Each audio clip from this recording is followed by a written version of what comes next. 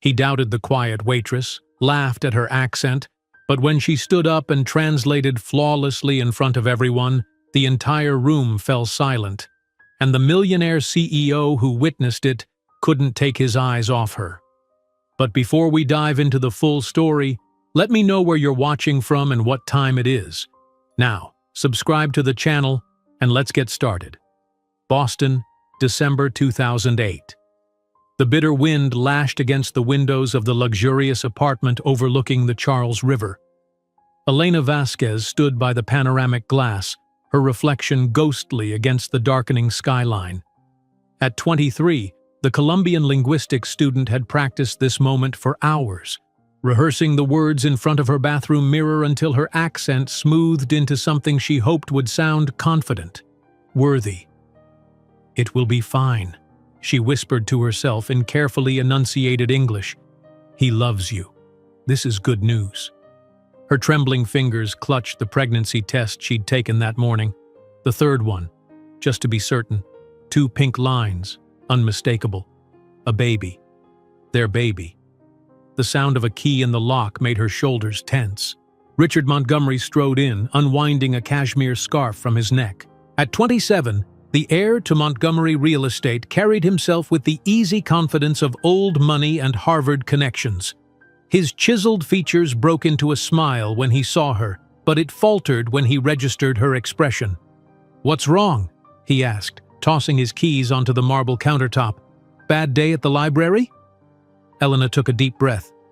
"Richard, I need to tell you something important." She had imagined this moment differently, perhaps over dinner with candles, or on a weekend morning with sunlight streaming through the windows, not with her stomach in knots and her hands shaking. "I'm pregnant," she said, extending the plastic test toward him. Time seemed to stop as she watched his face transform. The initial shock was expected, but what followed was not. His features hardened into something she'd never seen before, a cold mask that belonged to a stranger. "A baby?" Richard's voice, normally seductive and warm, turned metallic. "Now?" He moved to the bar cart, deliberately turning his back to her as he poured himself 2 fingers of expensive whiskey. The amber liquid caught the light as he swirled it, studying it rather than looking at her. "Richard, please say something more." Elena's voice cracked slightly. "What exactly do you expect me to say, Elena?" He turned, leaning against the counter.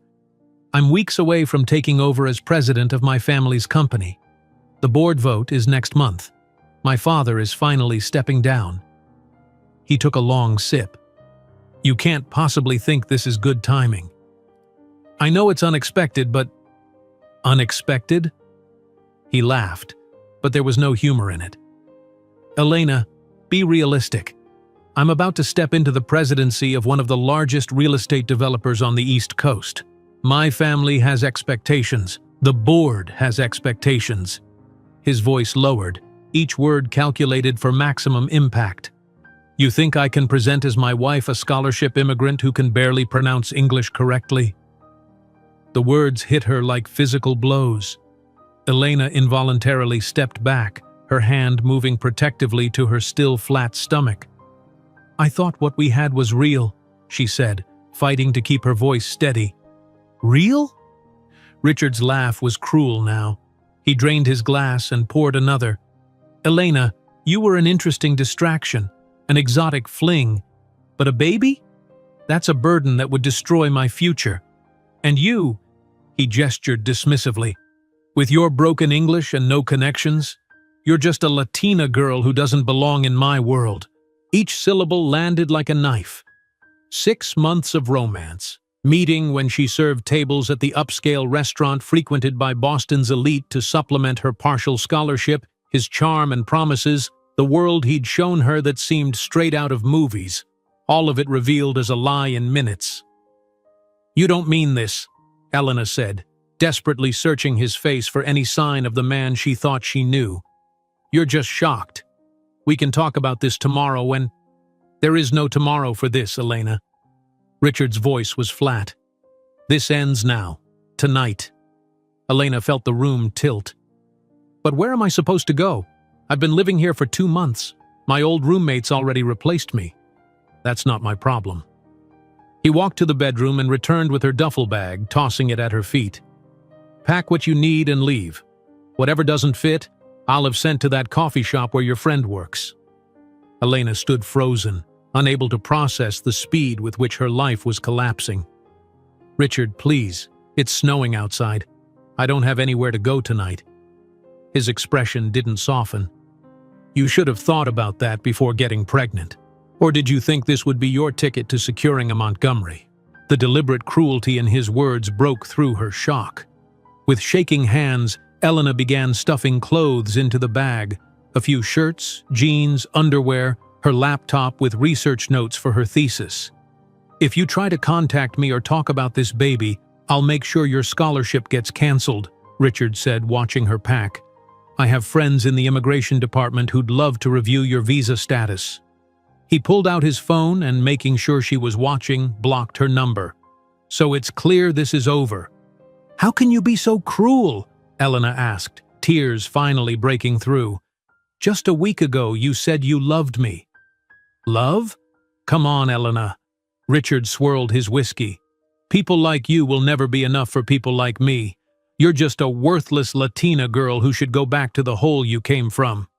3 hours after showing Richard the pregnancy test, Elena stood on the snow-covered sidewalk outside his building, a single bag containing her possessions and $200 in saved tips to her name.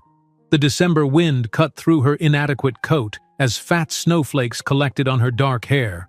She couldn't return to the tiny room she'd shared with 2 other scholarship students. The rent was already overdue, and revealing her pregnancy would mean losing her place immediately. The friends she'd made at Harvard were mostly acquaintances, and the few closer ones had gone home for the holiday break. That night, Elena slipped into the 24-hour university library, finding a secluded corner between shelves of linguistics texts on the 5th floor. Curled on the industrial carpet, using her coat as a blanket and her bag as a pillow, she finally allowed herself to break down completely. The weeks that followed established a grim routine. Elena would sleep hidden in the library, washing in public bathrooms before dawn, fighting morning sickness between classes.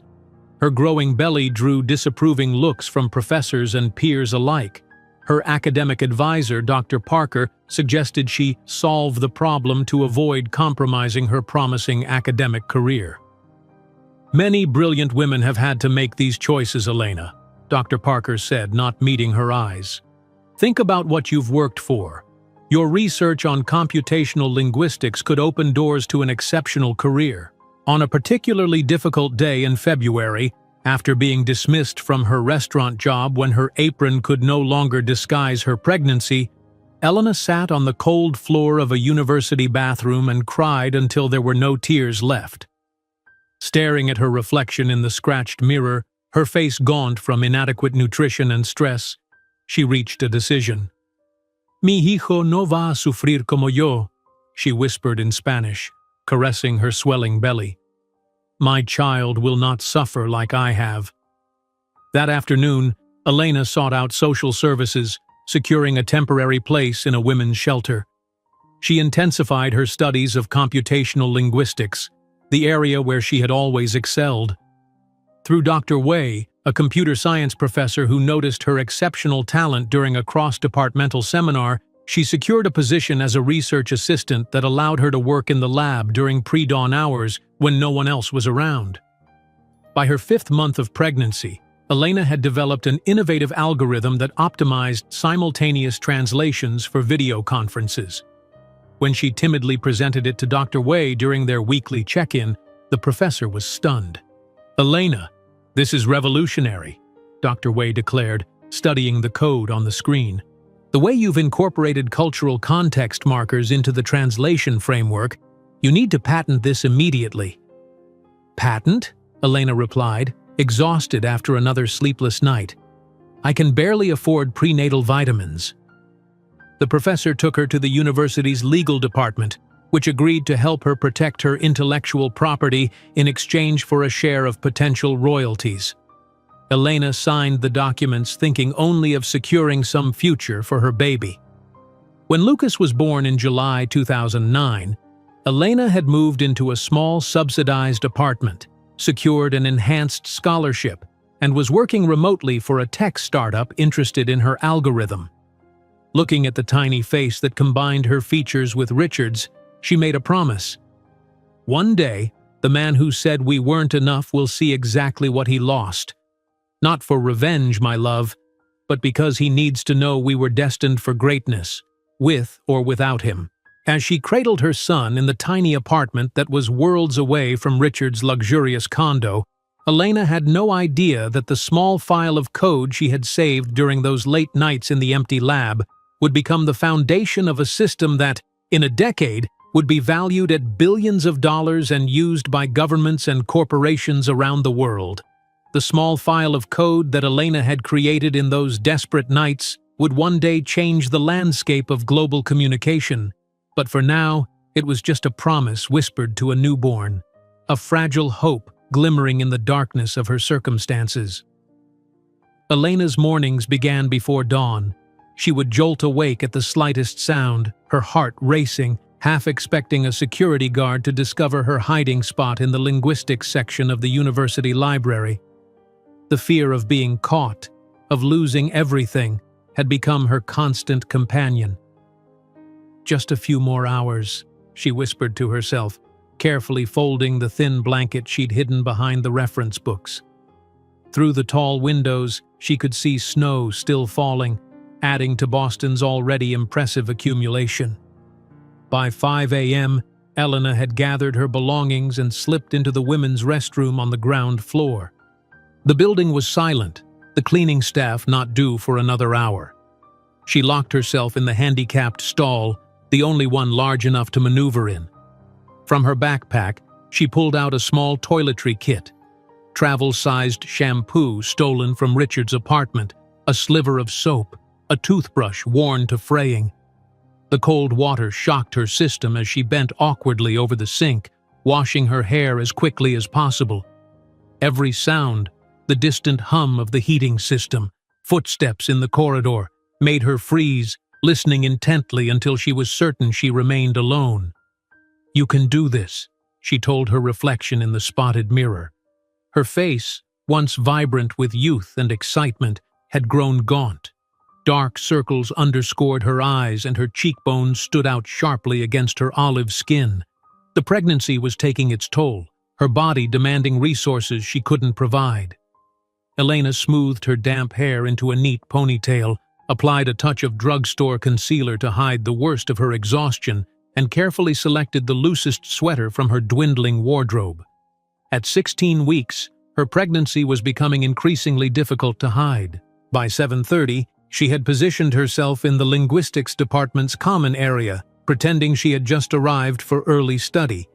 A few other dedicated students nodded in recognition. To them, she was just the brilliant Columbian scholarship student who never seemed to leave campus.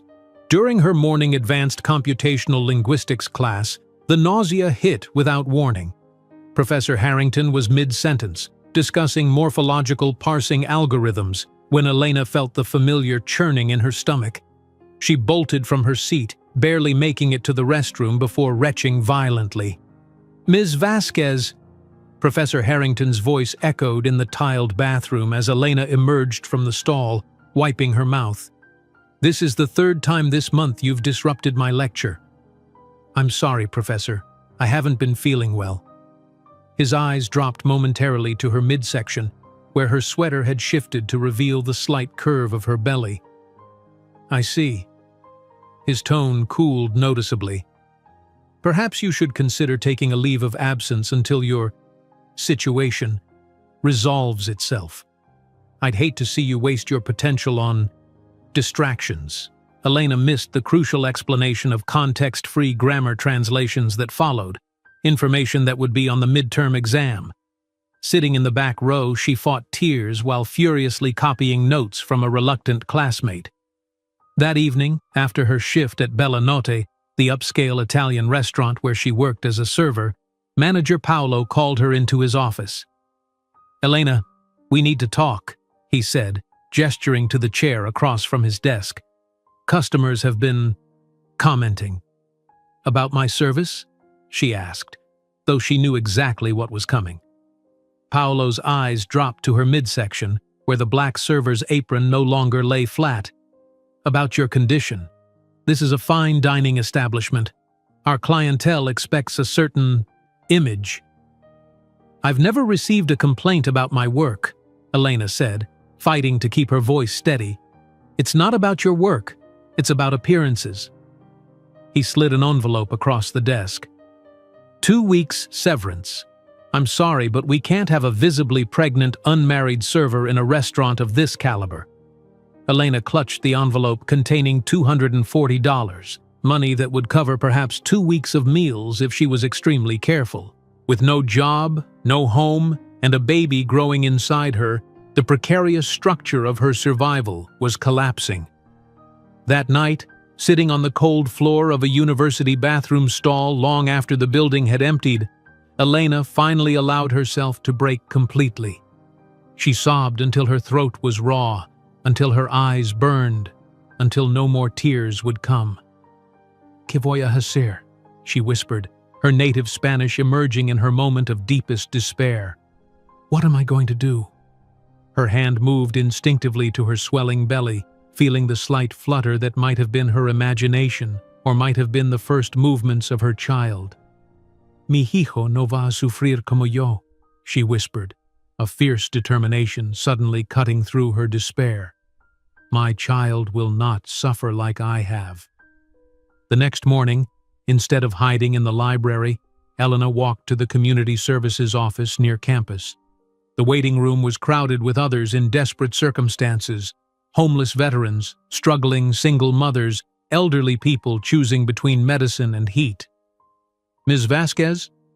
The social worker, Ms. Jenkins, had kind eyes that contrasted with her no-nonsense demeanor. "Let's talk about your options." By the end of the 2-hour appointment, Elena had applications for emergency housing assistance, prenatal care through a state program, and information about a women's shelter with a temporary bed available. "It's not the Ritz," Ms. Jenkins warned, "but it's safe, clean, and they have resources for women in your situation." That afternoon, Elena attended the cross-disciplinary computational research seminar she'd been avoiding for weeks, too exhausted to participate fully.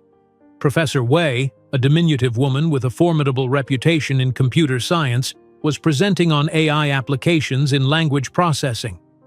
"The problem," Dr. Wei was saying, "is that current translation algorithms fail to capture cultural context markers. They translate words, not meaning." Elena, sitting in the back row, found herself unexpectedly engaged. This was precisely the area where her own research had been focusing.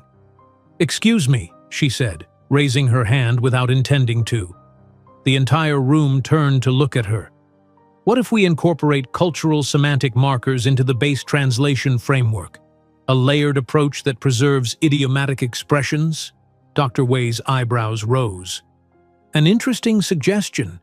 Do you have specific implementations in mind, Ms. Vasquez?" Elena Vasquez. Taking a deep breath, Elena outlined the theoretical framework she'd been developing for her thesis, words tumbling out faster than her normal, careful English. After the seminar, Dr. Wei approached her. "That was a remarkable insight, Ms. Vasquez. Are you working with anyone to develop this further?" "No, just my thesis research," Elena admitted. Dr. Wei studied her for a moment, taking in her worn clothes and the careful way she carried herself to disguise her pregnancy.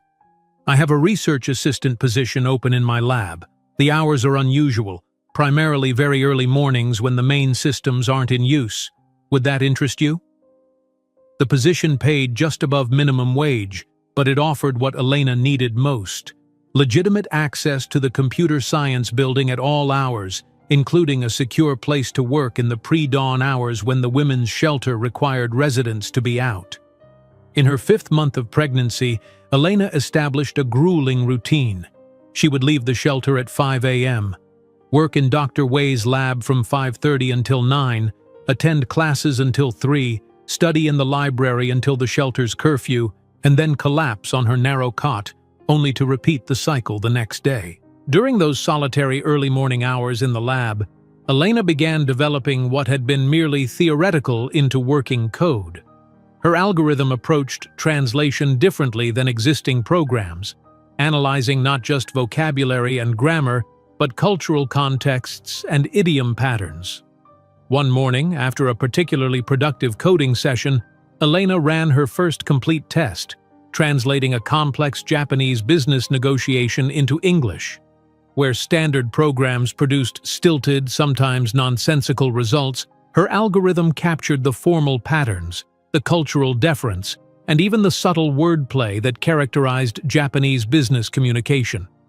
When Dr. Wei arrived at 9, Elena was still staring at the screen in disbelief. "Dr. Wei, I think I've done something." Her voice shook slightly. The professor scanned the results, then ran the test again with different parameters, then a third time with a completely different language set, Mandarin to Spanish. Her expression changed from curiosity to shock.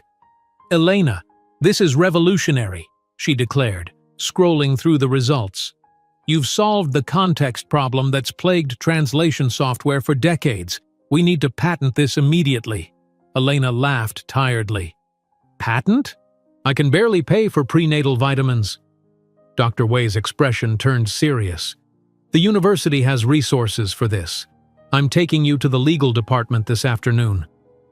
The university's intellectual property attorneys were initially dismissive of the pregnant scholarship student until Dr. Wei demonstrated the algorithm's capabilities. By the end of the meeting, they had agreed to help Elena patent her innovation in exchange for a 20% share of any future royalties, a standard arrangement for university-supported research. "Sign here, Ms. Vasquez," the lead attorney said, sliding the document across the table. "This protects your ownership while allowing the university to support development." Elena's hand hovered over the signature line. "And this means no one can take this from me? From my baby?" "That's exactly what it means," the attorney confirmed. Elena signed, thinking not of algorithms or patents or potential royalties, but of security for the child growing within her, a future where her son or daughter would never need to sleep hidden in a library or wash in public bathrooms before dawn. When Lucas was born on a sweltering July day in 2009, Elena had moved into a small subsidized apartment, secured an enhanced scholarship through Dr. Wei's advocacy, and was working remotely for a tech startup that had shown interest in licensing her algorithm for a modest but steady income. Holding her son for the first time, Elena marveled at how his features combined hers with Richard's. Her full lips and dark lashes, his straight nose and strong chin. Looking into those newborn eyes, she made a silent promise. "One day, mi amor, the man who said we weren't enough will see exactly what he lost." She kissed Lucas's tiny forehead. "Not for revenge, but because he needs to know we were destined for greatness, with or without him." The small apartment was worlds away from Richard's luxury condo overlooking the Charles River, but it was clean, safe, and, most importantly, theirs. On the wall above the second-hand crib, Elena had hung her Harvard Linguistics Department acceptance letter, a silent promise of education and success for her son. As Lucas slept peacefully in his bassinet, Elena opened her laptop and reviewed the latest feedback from the startup's development team. The exhaustion of new motherhood weighed on her, but determination burned brighter.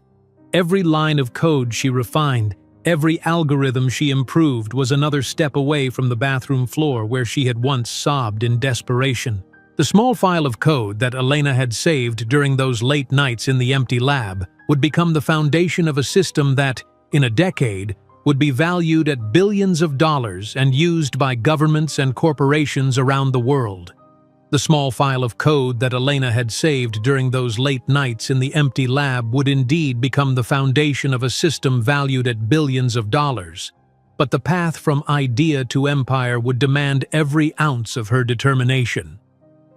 In the summer of 2009, Boston sweltered under an unusual heat wave as Elena Vasquez prepared for the most important day of her life. "Just a few more pushes," the nurse encouraged, her kind eyes the only visible part of her face above the surgical mask. Elena gripped the hospital bed rails, her body racked with pain as she brought her son into the world alone. No family surrounded her, no nervous father paced the waiting room, just a compassionate nurse who had taken a special interest in the solitary young woman. "You're doing great, sweetheart," the nurse, Diane, reassured her. "I can see the head now." "Está viniendo," Elena whispered through gritted teeth, slipping unconsciously into Spanish as another contraction seized her. "He's coming!" After 23 hours of labor, Lucas Montgomery Vasquez arrived with a powerful cry that seemed to announce his determination to the world. As the nurse placed the swaddled infant in Elena's trembling arms, time stood still. "Hola, mi amor," she whispered, studying the perfect features that somehow combined her full lips and dark lashes with Richard's straight nose and strong chin. "I've been waiting for you." In that sacred moment, exhausted beyond measure but filled with fierce love, Elena made promises in a mix of Spanish and English, her voice so soft that only Lucas could hear. "We will build something amazing together. You will never know hunger or fear or doubt. And one day, the man who said we weren't enough will see exactly what he lost." 3 days later, Elena returned to her subsidized one-bedroom apartment, balancing Lucas in one arm and a single bag of hospital-provided baby supplies in the other. The space was small but meticulously clean, painted in cheerful yellow by Elena herself during her 8th month, when nesting instincts had overcome physical discomfort. "Welcome home, Lucas," she said, placing him gently in the second-hand crib Dr. Way had helped her find at a faculty garage sale. The crib stood beneath the framed Harvard Linguistics Department acceptance letter, a silent promise of education and achievement. The early weeks passed in a blur of sleepless nights and constant adaptation.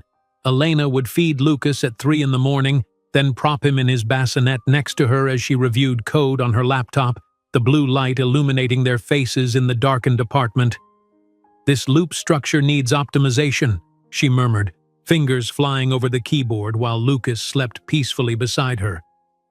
The contextual mapping function keeps hitting exceptions with Slavic languages. Her enhanced scholarship covered tuition and basic needs, while the remote work for Zentech, a small startup interested in her algorithm, provided a modest but stable income. By the time Lucas was 2 months old, Elena had established a rhythm that allowed her to care for her son, continue her studies, and refine her translation software. During a video meeting with Dr. Way, Lucas began fussing just as Elena was explaining a critical modification to the algorithm. "I'm so sorry," Elena apologized, trying to soothe the baby while maintaining her professional demeanor. Dr. Way waved away the concern. "Elena, bring him closer to the camera. I haven't seen my honorary grandson in 2 weeks." The professor had become an unexpected ally and mentor, seeing in Elena not just brilliant coding skills but extraordinary resilience. When Lucas settled, cooing at the screen, Elena returned to her explanation of how she'd solved the contextual mapping issues for Slavic languages. "This is excellent progress," Dr. Way said when Elena finished. "Have you scheduled your meeting with the patent attorneys? They should know about these improvements." "It's next Tuesday," Elena confirmed. "They've been surprisingly helpful since Zentech showed interest." 2 days later, Elena sat in the university's legal department, Lucas sleeping against her chest in a handmade sling. "Ms. Vasquez, these improvements substantially enhance the original patent application," the lead attorney, Mr. Goldstein, explained, reviewing her documentation. "We should file amendments immediately to ensure comprehensive protection."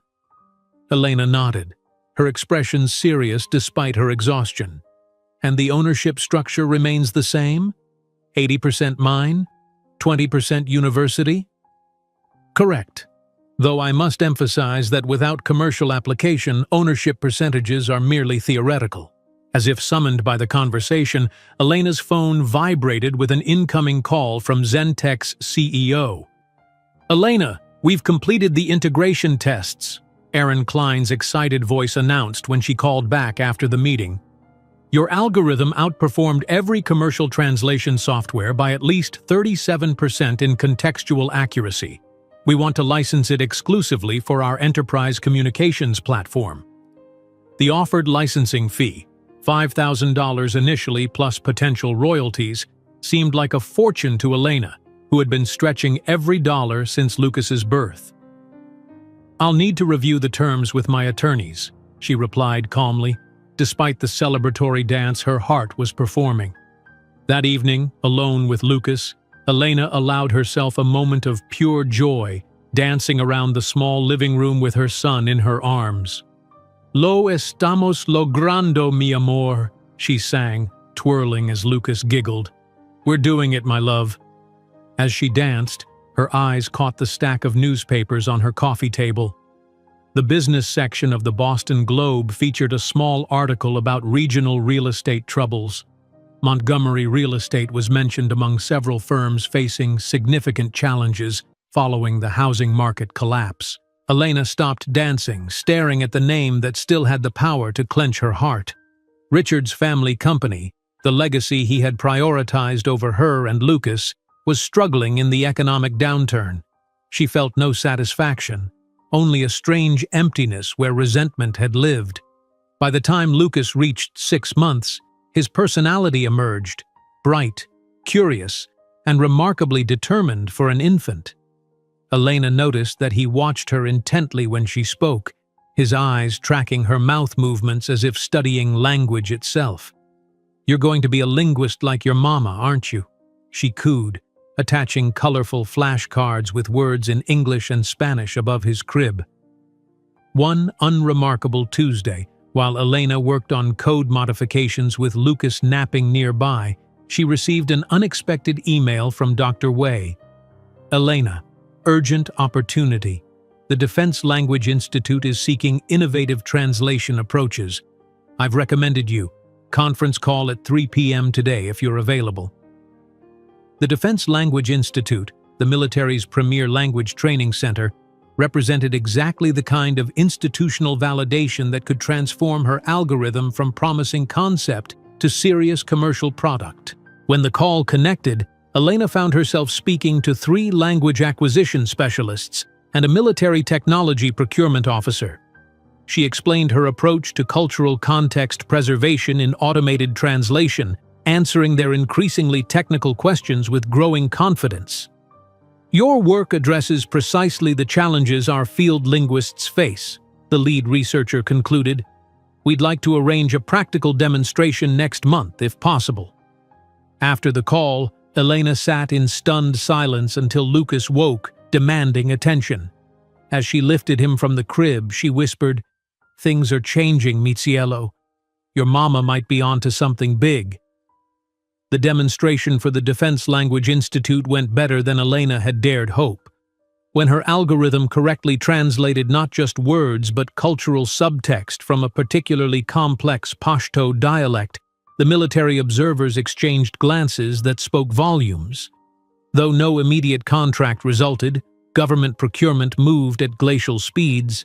The interest generated a ripple effect. 3 private language service providers contacted her through Dr. Wei, and Zentech's CEO called to discuss enhanced licensing terms. By Lucas's first birthday in July 2010, Elena had moved to a slightly larger apartment in a better neighborhood and finally purchased a new laptop to replace her struggling refurbished model. The birthday celebration was small, just Dr. Wei, 2 fellow graduate students, and the kind nurse from the hospital who had kept in touch, but filled with genuine warmth. "Make a wish," Elena said as she helped Lucas blow out his single candle. As if understanding, the boy reached for the Harvard acceptance letter that Elena had reframed and hung in their new living room. Dr. Wei laughed. "Harvard at 1 year old? Ambitious." "Like his mother," the nurse added with a wink. Later that night, after the guests had left and Lucas slept peacefully in his crib, a new one purchased with licensing advance money, Elena allowed herself to think about Richard for the first time in months. She had deliberately avoided Googling him, knowing that reopening that wound served no purpose. Yet she wondered if he ever thought about them, if he ever questioned his choice. Did he realize what he had thrown away that snowy December night? The following week, Elena sat in her academic advisor's office for her annual review, Lucas contentedly playing with wooden blocks at her feet. "Your progress has been nothing short of remarkable, Elena," Dr. Parker said, reviewing her transcript. "Top marks while raising a child alone and developing commercial software. I confess I had concerns when you decided to continue your studies after your situation developed." Elena noticed the careful avoidance of direct reference to her pregnancy, the same pregnancy Dr. Parker had once suggested she solve to save her academic career. "I appreciate your continued support," Elena replied diplomatically, choosing to focus on the present rather than past judgments. "The department is quite impressed with the attention your algorithm is receiving," Dr. Parker continued. "It reflects well on our program." The same department that had nearly withdrawn her funding when her pregnancy became visible was now eager to associate itself with her success. Elena simply nodded, understanding how quickly perceptions could shift when potential prestige was involved. As the fall semester began, Elena balanced coursework, algorithm refinement, and motherhood with increasing confidence. Her English had improved dramatically. The slight accent remained, but her vocabulary and fluency had expanded through constant practice and determination to eliminate any barrier to her success. One evening, while reviewing financial projections from Zentech, Elena noticed a Wall Street Journal article about regional real estate developers. Montgomery Real Estate had secured emergency refinancing after selling several key properties at substantial losses. The accompanying photo showed Richard's father looking considerably older than Elena remembered, with Richard standing grimly at his side. For the first time, Elena studied Richard's image without feeling the stab of betrayal. He looked stressed, the easy confidence replaced by something tighter, more defensive. His family empire, the legacy he had prioritized over their child, was fighting for survival in the post-crash economy. Elena closed the browser window and returned to her work. Her future and Lucas's didn't depend on Richard Montgomery's success or failure. They were building something entirely their own. As Lucas's first words emerged, a mix of English and Spanish that delighted Elena, she dedicated herself to speaking both languages clearly, determined that her son would embrace his dual heritage rather than being forced to choose as she had been. On Christmas Eve, with Lucas already asleep, Elena hung a framed copy of her first patent certificate beside the Harvard acceptance letter, physical proof of intellectual achievement and ownership. As she stepped back to study the small gallery of accomplishments, her phone pinged with an email from Zentech. "Elena, great news. Major banking client approved full integration of your algorithm for their international departments. Contract attached, royalty structure as discussed. This is just the beginning. Aaron."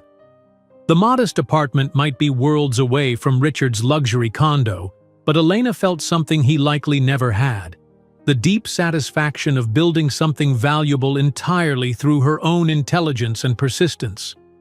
She glanced at Lucas sleeping peacefully in his crib, his features illuminated by the multicolored lights of their small Christmas tree. "The small advance transfer from Zentech didn't look like much on paper," she whispered, echoing her earlier promise. "But as you grow, mi amor, so will our dreams."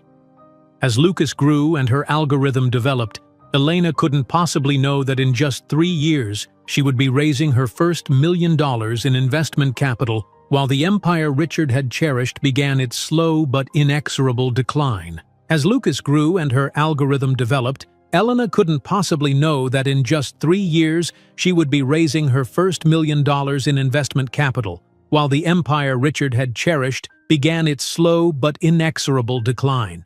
By the spring of 2012, Lucas had transformed from an infant into a spirited 3-year-old with curly dark hair and a vocabulary that alternated seamlessly between English and Spanish.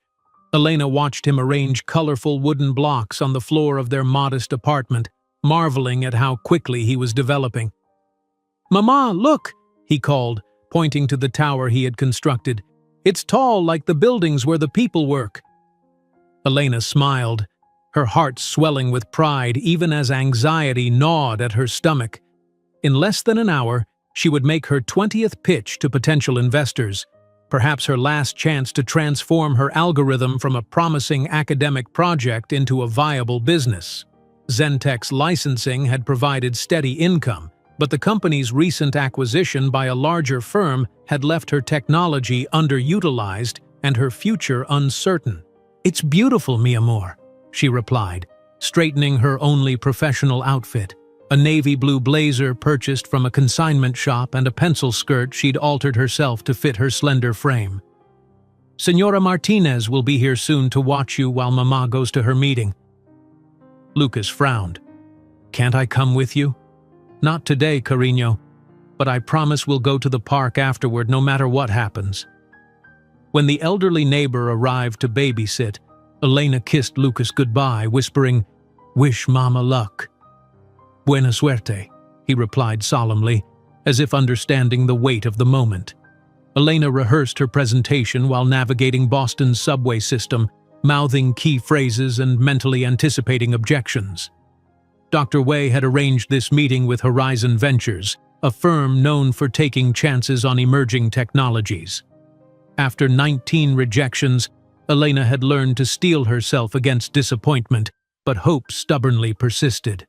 At the sleek downtown office, she was shown to a conference room where 4 partners sat waiting. Their expressions, 3 men and 1 woman, all in expensive suits, revealed nothing as she connected her laptop to the projector. "Good morning," she began, her accent carefully modulated through years of practice. "I'm Elena Vasquez, creator of the Contextual Neural Translation Framework. Thank you for your time today." For 15 minutes, she presented her technology flawlessly, demonstrating how her algorithm preserved cultural nuances that other translation software missed. The partners asked increasingly technical questions, which she answered with growing confidence. Then came the familiar pivot. "Very impressive technology, Ms. Vasquez," said the senior partner, leaning back. "We see real potential here, but have you considered bringing on an experienced CEO, someone with industry connections? You could serve as CTO, focusing on the technical aspects where your expertise clearly lies." The implication was clear. They didn't see a young Latina mother as the face of a serious technology company. Elena had prepared for this. "With respect, this isn't just my expertise, it's my vision. I've guided this technology from concept to commercial application. I'm the best person to lead it forward." The partners exchanged glances that Elena had seen too many times before. Meeting over. Then the youngest partner, Jacob Stern, spoke up. "I'd like to understand more about the military applications you mentioned. The Defense Language Institute evaluation?" For another 30 minutes, Elena answered his questions, noting his growing excitement. When the other partners began checking their watches, Stern held up his hand. "I don't think you understand what she's created here," he said to his colleagues. "This isn't just incremental improvement. It's a fundamental reimagining of machine translation. I'm prepared to champion this investment personally." 3 weeks later, Elena stood in a playground watching Lucas climb a small slide, her mind still processing the reality. $1.5 million in seed funding, with Horizon Ventures taking a 25% stake in her newly incorporated company, Polyglot Solutions. "Mamá consiguió dinero para nuestro sueño," she whispered to Lucas as he slid into her arms, her voice catching. "Mom got money for our dream." "Can we get ice cream?" he asked, not comprehending the magnitude of the moment. "Today, mi amor, we can get 2 scoops." The first office of Polyglot Solutions was a single room above a laundromat in Cambridge, with a small corner converted into a play area for Lucas. Elena's first hire was a part-time developer named Raj, a recent MIT graduate who seemed unfazed by the unconventional workspace. "So this is really just you?" he asked during his interview, glancing at Lucas, who was quietly drawing nearby. "For now," Elena replied, watching his reaction carefully. "Does that concern you?" Actually, I turned down offers from Google and Microsoft because I wanted to build something from the ground up, Raj said. I just didn't expect ground up to include Fisher-Price furniture. Elena laughed, relieved. Welcome aboard. The next 6 months tested every ounce of Elena's determination. She worked 18-hour days, coding while Lucas napped, making sales calls during his preschool hours, drafting business plans long after he was asleep. Many nights, Elena would collapse over her keyboard, waking to find Lucas had placed his favorite blanket over her shoulders. By winter, Polyglot Solutions had grown to 5 employees crammed into the space above the laundromat. The first version of their consumer application was ready for beta testing, and Elena arranged sessions with international students from nearby universities. "This is incredible," said a Japanese exchange student, watching the app translate his idiom-laden text into natural-sounding English. "It caught the humor in my message. Other translators make it sound robotic." Similar reactions followed with students speaking Mandarin, Arabic, and Russian. Each successful demonstration strengthened Elena's confidence, but she knew perception mattered as much as performance in the business world. Dr. Wei, ever practical, had suggested Elena consult with a speech therapist. "It's not about erasing your identity, Elena," she explained. "It's about choosing when and how to present it." Elena took the advice, working with a speech pathologist who specialized in accent modification. "Your English is excellent," the therapist, Dr. Monroe, assured her. "We're not eliminating your accent. It's part of who you are. We're just giving you more control over how you use it." Simultaneously, Elena undertook a careful transformation of her professional appearance. Her long dark hair, which had reached the middle of her back, was cut into a sleek, shoulder-length style that framed her face more dramatically. With her first real paycheck, she invested in a well-made charcoal suit and leather portfolio, armor for the business world she was determined to conquer. One evening, while Elena reviewed code at home, Lucas surprised his babysitter by responding to her question in 3 distinct languages. "She asked if I wanted milk," he explained to his mother later, confused by the woman's reaction. "So I said yes in English, Spanish, and the words Mr. Raj taught me." "Hindi," Elena supplied, marveling at her son's linguistic facility. "That's very special, Lucas. Most children only speak one language at your age." "But you speak lots of languages," he replied with a child's simple logic.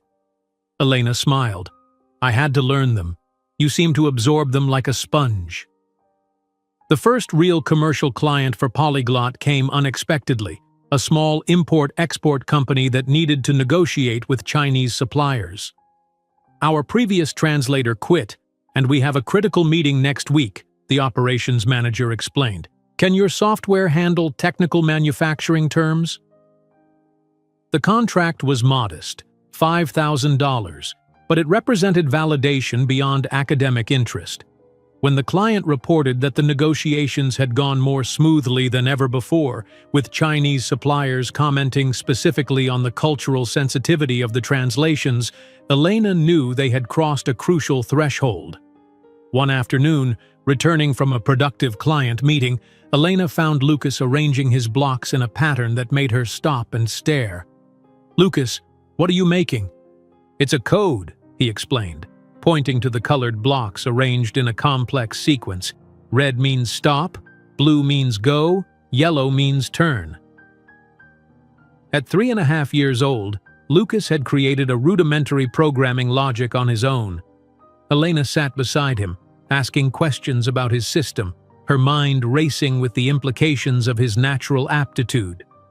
That night, after Lucas was asleep, Elena researched educational approaches for gifted children, making notes for enrichment activities she could incorporate into their daily routine. Whatever exceptional abilities he possessed, she was determined to nurture them, advantages she had never had growing up in Colombia. Spring brought the first mention of Polyglot in industry press, a small write-up in a specialized technology newsletter. Startup promises new approach to real-time translation. Elena carefully cut out the article and placed it in an album she had started, alongside the first photo of the polyglot team, 5 people and Lucas, their unofficial mascot, standing proudly in front of their humble office. As the company grew, Elena continued balancing motherhood and entrepreneurship with increasing skill. She scheduled important meetings during Lucas's preschool hours, brought him to the office on school holidays with quiet activities prepared, and established firm boundaries around their weekend time together. The investment from Horizon was dwindling faster than anticipated, and Elena knew they needed a significant client to reach sustainability. Jacob Stern arranged an introduction to a mid-sized international consulting firm looking to improve communication with overseas offices. The day of the presentation, Lucas woke with a high fever. The babysitter canceled last minute, and Elena faced an impossible choice. "I'll reschedule," Raj suggested when she called to explain. "We can't lose this opportunity." "No," Elena decided. "I'll bring him. He can rest in the corner while we present." She arrived at the consulting firm's offices with Lucas wrapped in a blanket, his cheeks flushed with fever. The executive's expressions shifted from surprise to discomfort as she arranged a makeshift bed from coats in the corner of the conference room. "I apologize for the unconventional setup," Elena said, her voice steady. "My son is ill, and our presentation couldn't wait. I hope you'll find our technology worth the accommodation." For 90 minutes, Elena and Raj demonstrated Polyglot's capabilities while Lucas slept fitfully nearby. When the executives requested a specific technical modification, Elena coded it on the spot, impressing them with her expertise and adaptability. "You've built something remarkable here," the CTO said as they concluded. "And I have to say, your determination in bringing your sick child rather than missing this meeting tells me everything about how you'll serve clients." The resulting contract, $300,000 for a company-wide implementation, extended Polyglot's runway by 6 critical months. That evening, as Lucas's fever finally broke, Elena added another item to her growing album, their first major contract, signed and official. While Lucas adored the colorful blocks his mother brought home, arranging them in increasingly complex patterns, Elena didn't realize their significance. She couldn't possibly know that in just 2 years, federal agents would arrive at Polyglot's door with a proposal that would catapult her small startup from obscurity into the national security and technology landscape. While Lucas adored the colorful blocks his mother brought home, arranging them in increasingly complex patterns, Elena couldn't possibly know their significance. She was focused on survival, on growth, both for her company and her child. She couldn't have predicted how quickly everything would change. On a crisp morning in early 2015, Elena arrived at Polyglot's new office space, still modest, but a significant upgrade from the room above the laundromat. The company had grown to 11 employees, each carefully selected not just for their technical abilities, but for their belief in Elena's vision.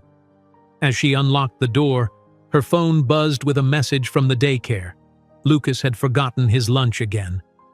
"I'll bring it by at noon," she texted back, smiling at her son's predictable absent-mindedness when it came to anything that wasn't language or mathematics. She had barely settled at her desk when Raj knocked on her open door, his expression uncharacteristically serious. "Elena, there are 2 men in the lobby asking for you. They say they're from the federal government." Her heart skipped. Immigration? Tax authorities? Every immigrant's instinctive fear surfaced before she steadied herself. "Did they say what department?"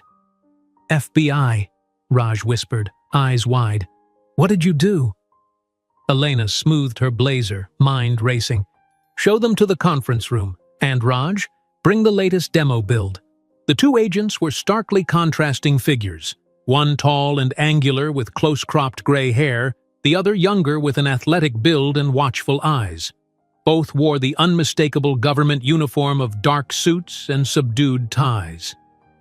"Ms. Vasquez," the older agent said, extending his hand. "I'm Special Agent Harmon. This is Special Agent Diaz. Thank you for seeing us without an appointment." Elena shook their hands firmly. "How can Polyglot Solutions help the Federal Bureau of Investigation?" Agent Harmon's eyes crinkled slightly. Direct. I appreciate that. He placed a folder on the table. Your technology has caught our attention, specifically its ability to preserve cultural context in real-time translation. Agent Diaz leaned forward.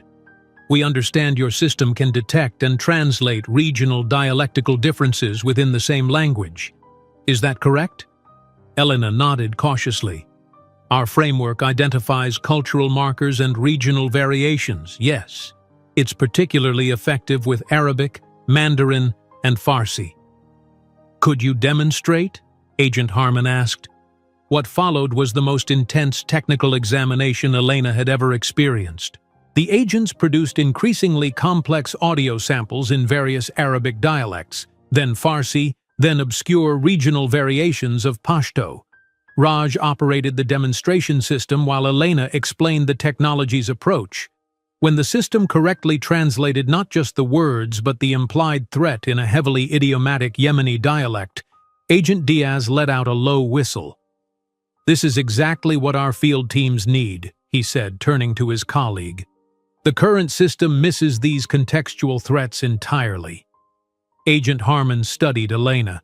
Ms. Vasquez, your technology could significantly enhance our intelligence operations in critical regions. We'd like to discuss a potential contract to adapt your system for governmental use. The proposal they outlined made Elena's breath catch. $10 million to customize Polyglot's translation framework for intelligence applications. It would require security clearances, non-disclosure agreements, and dedicated secure development environments, but it would also provide the financial foundation Polyglot desperately needed. We'll need your answer within 2 weeks, Agent Harmon concluded. This is a competitive situation. After they left, Elena sat motionless in the conference room, the magnitude of the opportunity washing over her. This wasn't just money, it was legitimacy, validation at the highest level. Did that just happen? Raj asked, breaking the silence. I think it did, Elena replied, her fingers trembling slightly as she gathered the demonstration materials. We need to call an emergency team meeting. The following 2 weeks were a whirlwind of preparation, legal consultations, and late-night discussions about the ethical implications of working with intelligence agencies. When Elena finally signed the contract, her hand steady despite the momentous nature of the document, she felt a profound shift in her company's trajectory.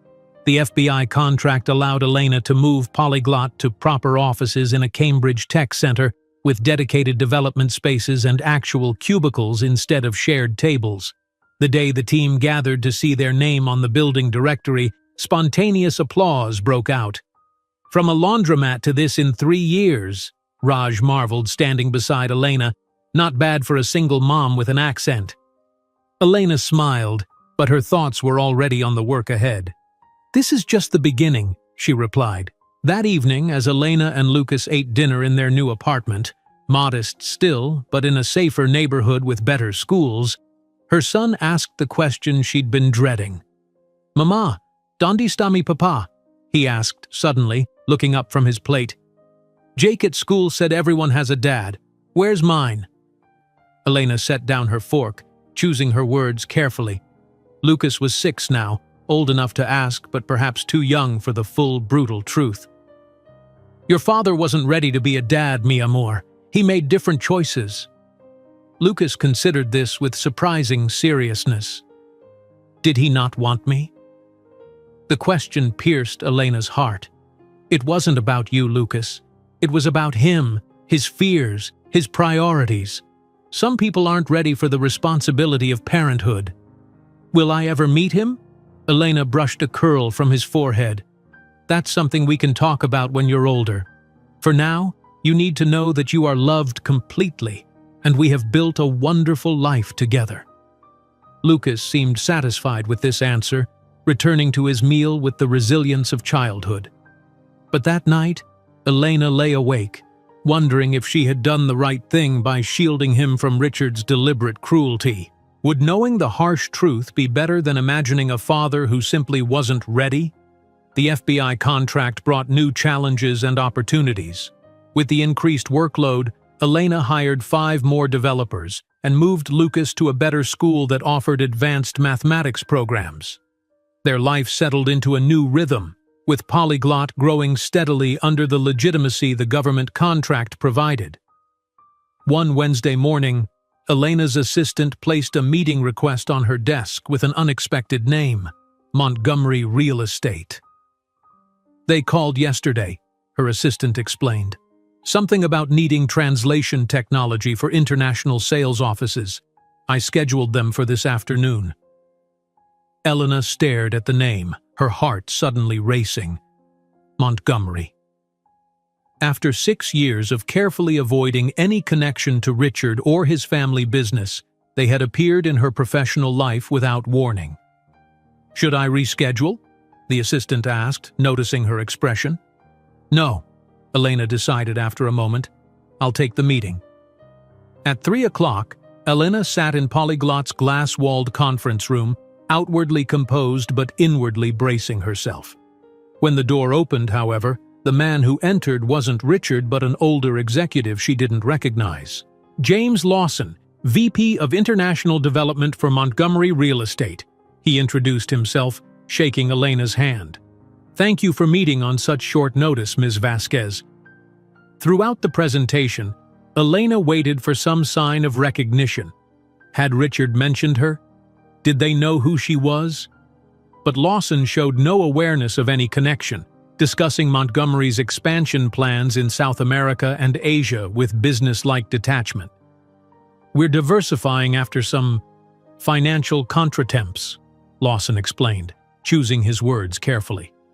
"The domestic market hasn't been kind since 2008. "And how does translation technology fit into your strategy?" Elena asked, maintaining her professional demeanor. "We're establishing offices in 6 countries where English proficiency is limited. Your system could facilitate both client communication and legal document translation." The meeting concluded with a request for a formal proposal, which Elena promised to deliver the following week. As soon as Lawson left, she closed her office door and Googled Montgomery Real Estate, something she had resisted doing for years. The search results painted a clear picture. The once dominant firm had lost significant market share following the housing crash. Several luxury developments had failed spectacularly, and industry news suggested they were struggling to secure financing for new projects. Richard appeared in several articles, his face more lined than she remembered, his confident smile replaced by a tight-lipped grimace in photos from shareholder meetings. One piece mentioned that he had taken over as CEO after his father's health declined, but had yet to demonstrate the leadership necessary to reverse the company's fortunes. Elena closed the browser, surprised by her lack of satisfaction at Richard's difficulties. Success, she realized, had healed wounds that revenge never could. When Polyglot's public-facing translation app launched in the fall of 2016, Elena had not expected the response. Within weeks, it had been downloaded over 200,000 times, with users marveling at its ability to preserve humor, idioms, and cultural references that other translation apps mangled. The viral moment came when a popular travel vlogger posted a video demonstrating the app's translation of a complex Japanese joke into English, preserving the wordplay that made it funny. The clip was viewed millions of times, and suddenly Elena's phone wouldn't stop ringing. Tech journalists, potential investors, multinational corporations. One evening, as download numbers surpassed the 1,000,000 mark, Elena took Lucas for ice cream to celebrate. At 7, he was already showing remarkable aptitude for computational thinking, often suggesting improvements to algorithms that left Elena's team impressed. "Vanilla for you, chocolate for me," Elena said as they sat at their favorite ice cream parlor. "Mama, are we rich now?" Lucas asked, licking his cone. Elena smiled. "Not rich, Michiello, but we're doing very well. The company is growing faster than I ever imagined. The kids at school say we must be rich because you own a company." "Owning a company doesn't automatically make someone rich," Elena explained. "But what we're building is valuable, and it's helping people communicate better all over the world. That's worth more than money." Lucas considered this, then nodded. I think that's better than being rich. We're just beginning, mi cielo, Elena said, reaching across the table to wipe chocolate from his chin. The world is going to know our name. 3 weeks later, Elena received a call that left her speechless. A technology conglomerate offering to acquire Polyglot Solutions for $100 million. The figure was so far beyond her wildest expectations that she initially thought she had misheard. After careful consideration and consultation with her advisors, Elena declined the offer. Polyglot wasn't just a company to be sold, it was her vision, her legacy for Lucas, and she was only beginning to realize its potential. At receiving the offer of $100 million that she would politely decline, Elena couldn't know that 3 years later Polyglot would be valued at $500 million, and that her first encounter with Richard after the abandonment was inexorably approaching. At receiving the offer of $100 million that she would politely decline, Elena couldn't know that 3 years later Polyglot would be valued at $500 million, and that her first encounter with Richard after the abandonment was inexorably approaching. Spring of 2017 arrived with cherry blossoms and a feature in Tech Innovators magazine. Elena stood in her office staring at the glossy cover where her own image looked back at her, arms confidently crossed, expression determined, with the bold headline, "The Translation Revolution has a name, Polyglot." "They've sent over 20 copies," her assistant mentioned, placing the stack on Elena's desk. "And the Wall Street Journal wants to schedule a follow-up interview about women in tech leadership." Elena nodded, still processing the surreal nature of seeing herself portrayed as a technology visionary.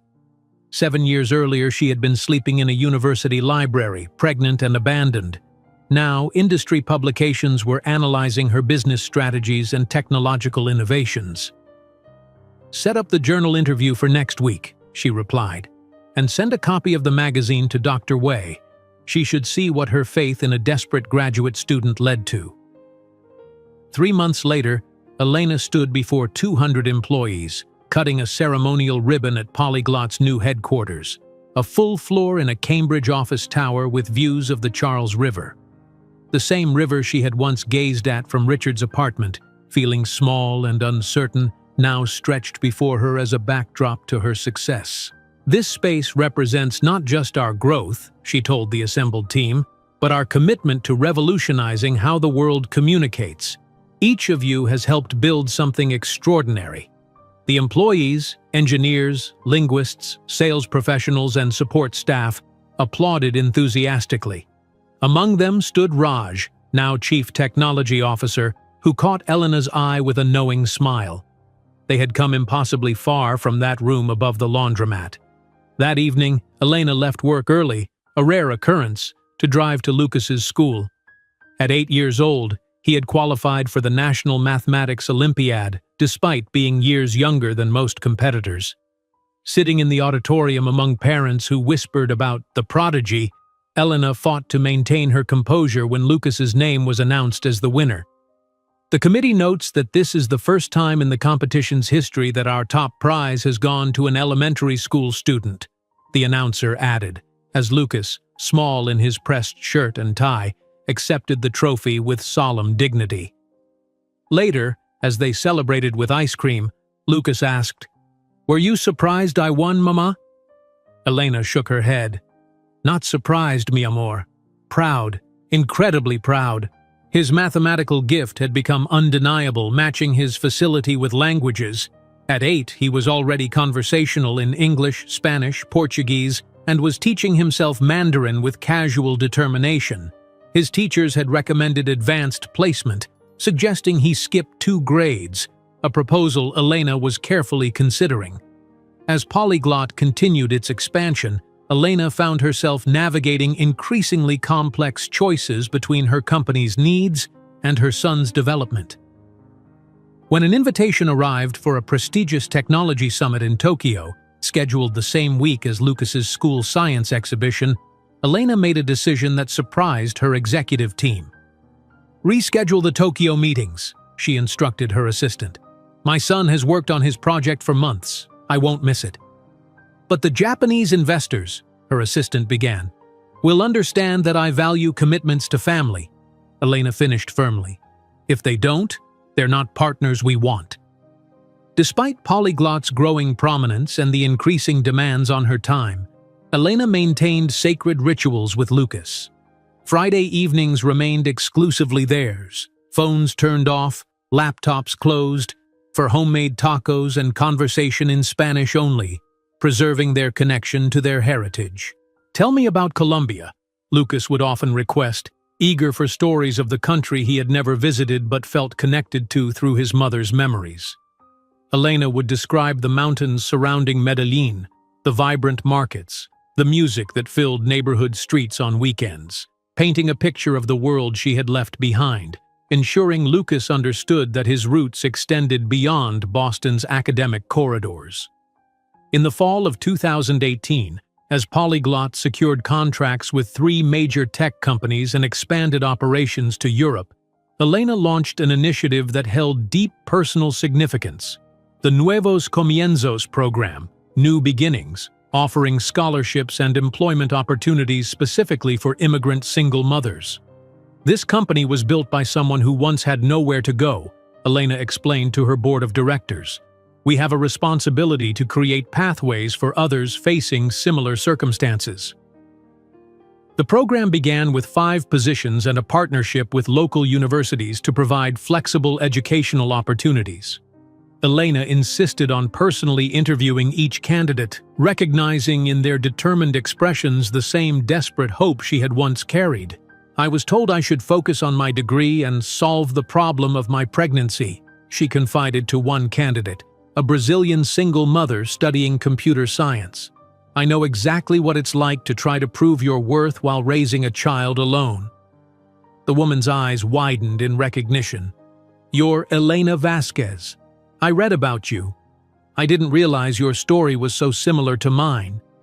That's why I'm creating the opportunities I wish had existed for me, Elena replied. Your circumstances don't define your potential. As Lucas approached his 9th birthday, Elena surprised him with a gift that reflected her belief in his abilities: a sophisticated laptop customized with advanced programming tools. This is for you to create your own algorithms, she explained as his eyes widened at the professional-grade equipment. Like your mother. Within weeks, Lucas had begun experimenting with simple translation programs, combining his mathematical aptitude with his linguistic fluency in ways that astonished even Elena's development team. Mom, I made something, he announced one evening, showing her his screen where he had created a basic program that converted English phrases into Spanish, adjusting verb forms based on context. Lucas, this is... Elena studied the code, recognizing principles she had pioneered, implemented with intuitive elegance by a child who had absorbed computational thinking almost through osmosis. This is extraordinary. His casual brilliance both thrilled and occasionally unnerved her. This child who combined Richard's analytical mind with her linguistic instincts, creating something greater than either parent. Would Richard recognize these gifts if he saw them? Would he regret his choice to miss witnessing this remarkable mind develop? In early 2019, Elena arranged for Polyglot's technology to be implemented in a school for refugee children, a project undertaken at cost, without profit. Watching children who had fled war-torn countries communicate with teachers and counselors through her translation interface, Elena felt a deeper satisfaction than any financial milestone had provided. Your mother must be very proud, commented the school's director as they observed a Syrian child explaining his traumatic experiences through the translation system. My mother died before seeing any of this, Elena replied quietly. But yes, I think she would be. The emotional impact of the refugee project led Elena to expand Polyglot's humanitarian initiatives, even as the company's commercial success accelerated. When the United Nations approached Polyglot about a $50 million contract to provide real-time translation for multilateral sessions, Elena recognized it as both a business triumph and a fulfillment of her vision for technology that connected disparate cultures. "We'll need to expand the development team by at least 30%, Raj noted during the planning meeting. "The UN specifications are incredibly demanding." "Then we'll expand," Elena replied simply. "This is exactly the kind of impact we've been working toward." The contract signing ceremony at UN headquarters placed Elena at a long table with diplomats from 12 countries, the culmination of a journey that had begun in desperation on a snowy Boston night. As cameras flashed, capturing the historic agreement, Elena's thoughts briefly turned to Richard. Did he ever see her name in business news? Did he ever wonder about the child he had rejected? Later that year, on a rare quiet evening at home, Elena opened a box she rarely examined. Photographs from her childhood in Colombia, including the few precious images of her own mother, who had sacrificed everything to send her daughter to America for education. "She looks like you," Lucas observed, studying a faded photograph of Elena's mother standing proudly in front of the small clothing shop she had owned in Medellin. "And you have her eyes," Elena replied softly. "The same determination." "Do I look like my father too?" Lucas asked carefully, testing boundaries he sensed were fragile. Elena studied her son's face, the shape of his jaw, the set of his eyes, undeniably echoing Richard's features. "Yes, you do. You have his analytical mind as well." "Will you ever tell me more about him?" Elena drew a deep breath. "Someday, when you're ready to hear the whole story, I promise." In December of that year, Polyglot's valuation exceeded $500 million following a particularly successful quarter. The milestone was celebrated with a small gathering of the original team members who had worked in the laundromat office, each now heading divisions of the expanding company. "To Elena," Raj toasted, raising his glass, "who saw possibilities none of us imagined." 2 weeks later, a major technology conglomerate approached with an acquisition offer of $700 million, a figure that would have seemed impossible just a few years earlier. "We should consider it," advised Polyglot's chief financial officer. "The market timing is ideal." Elena shook her head definitively. "This company is my legacy for my son. We're not selling." The following spring, Elena took Lucas to visit Harvard's campus, watching as he gazed at the historic buildings with wonder. "Will I study here someday?" he asked, standing before the linguistics department where Elena had once pursued her degree. "If that's what you want," she replied. "You could go anywhere, Lucas. Every door is open to you." "I want to study here like you did, Mama," he declared with the certainty of childhood. "One day I'll build something amazing too." Elena squeezed his hand, emotion tightening her throat. The boy who had begun life in crisis and uncertainty now stood confidently planning his future, unaware of how close they had come to a very different path. That night, after Lucas was asleep, Elena received an email notification that Forbes had named Polyglot one of the fastest-growing technology companies of the decade.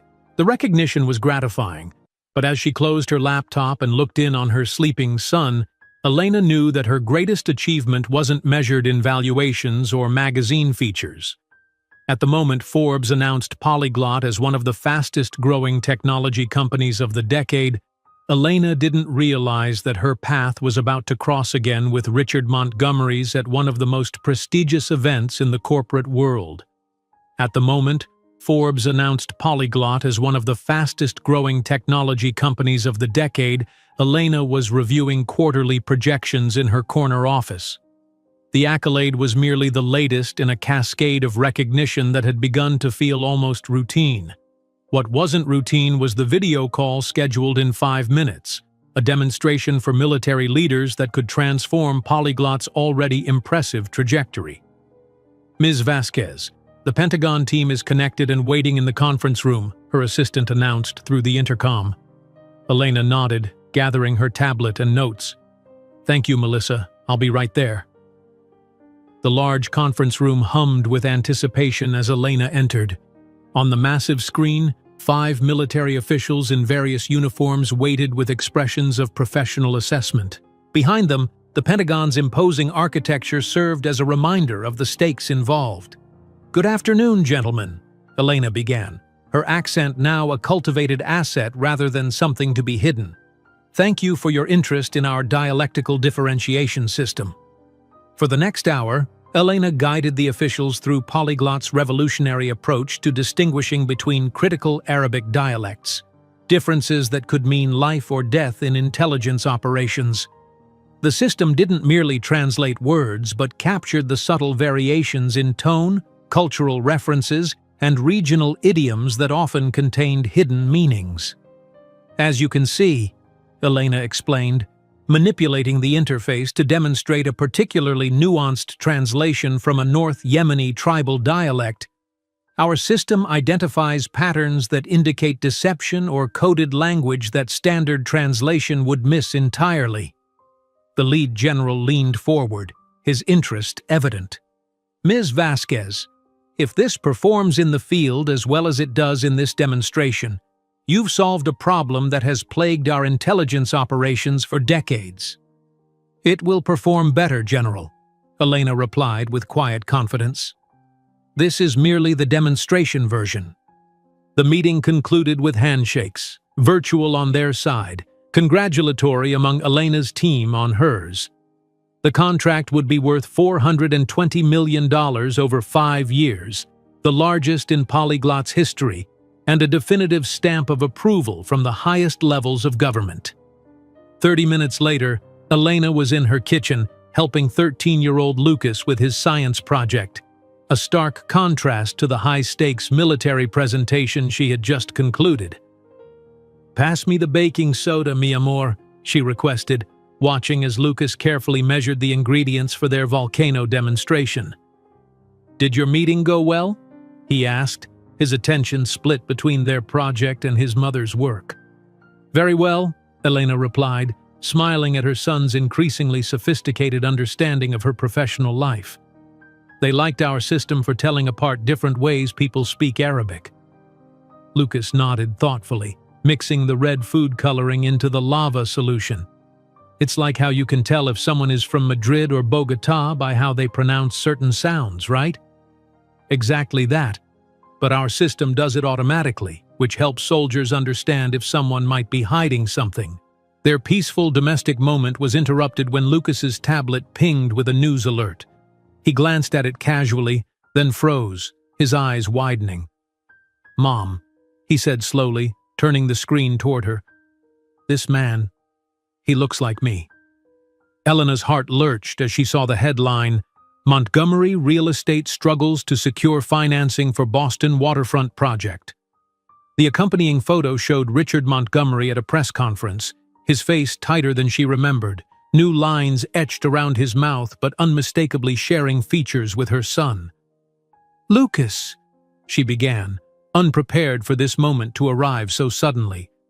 "Mama, is this man—" Lucas stared at her with an intensity that reminded her painfully of Richard. "This is him, isn't it? My father?" Elena set down the baking soda, taking a deep breath. "Yes, biologically, but he chose not to be part of our life." Lucas studied the image with unsettling focus. "Montgomery. Like my middle name." "Yes," Elena admitted. "I wanted you to have that connection, even if he didn't want one with you." Lucas's analytical mind, so like his father's, processed this information with surprising maturity. "So he knows about me? And still didn't want to meet me?" Elena chose her words carefully. "He knew I was pregnant. He made his choice very clear." Lucas was quiet for a long moment, then shrugged with forced casualness. "Then he lost the chance to know some pretty incredible people, right?" Elena pulled her son into a tight embrace, blinking back tears at his resilience. "The most incredible people, mi amor." That night, after Lucas was asleep, Elena researched the article more thoroughly. Montgomery Real Estate had proposed a luxury development on Boston's waterfront, but financing had fallen through after several previous projects underperformed. Richard's company, once a powerhouse in New England real estate, was now described as struggling to maintain relevance in a changing market. 2 weeks later, Elena found herself seated at the head of a gleaming conference table, surrounded by polyglot investors and several potential partners.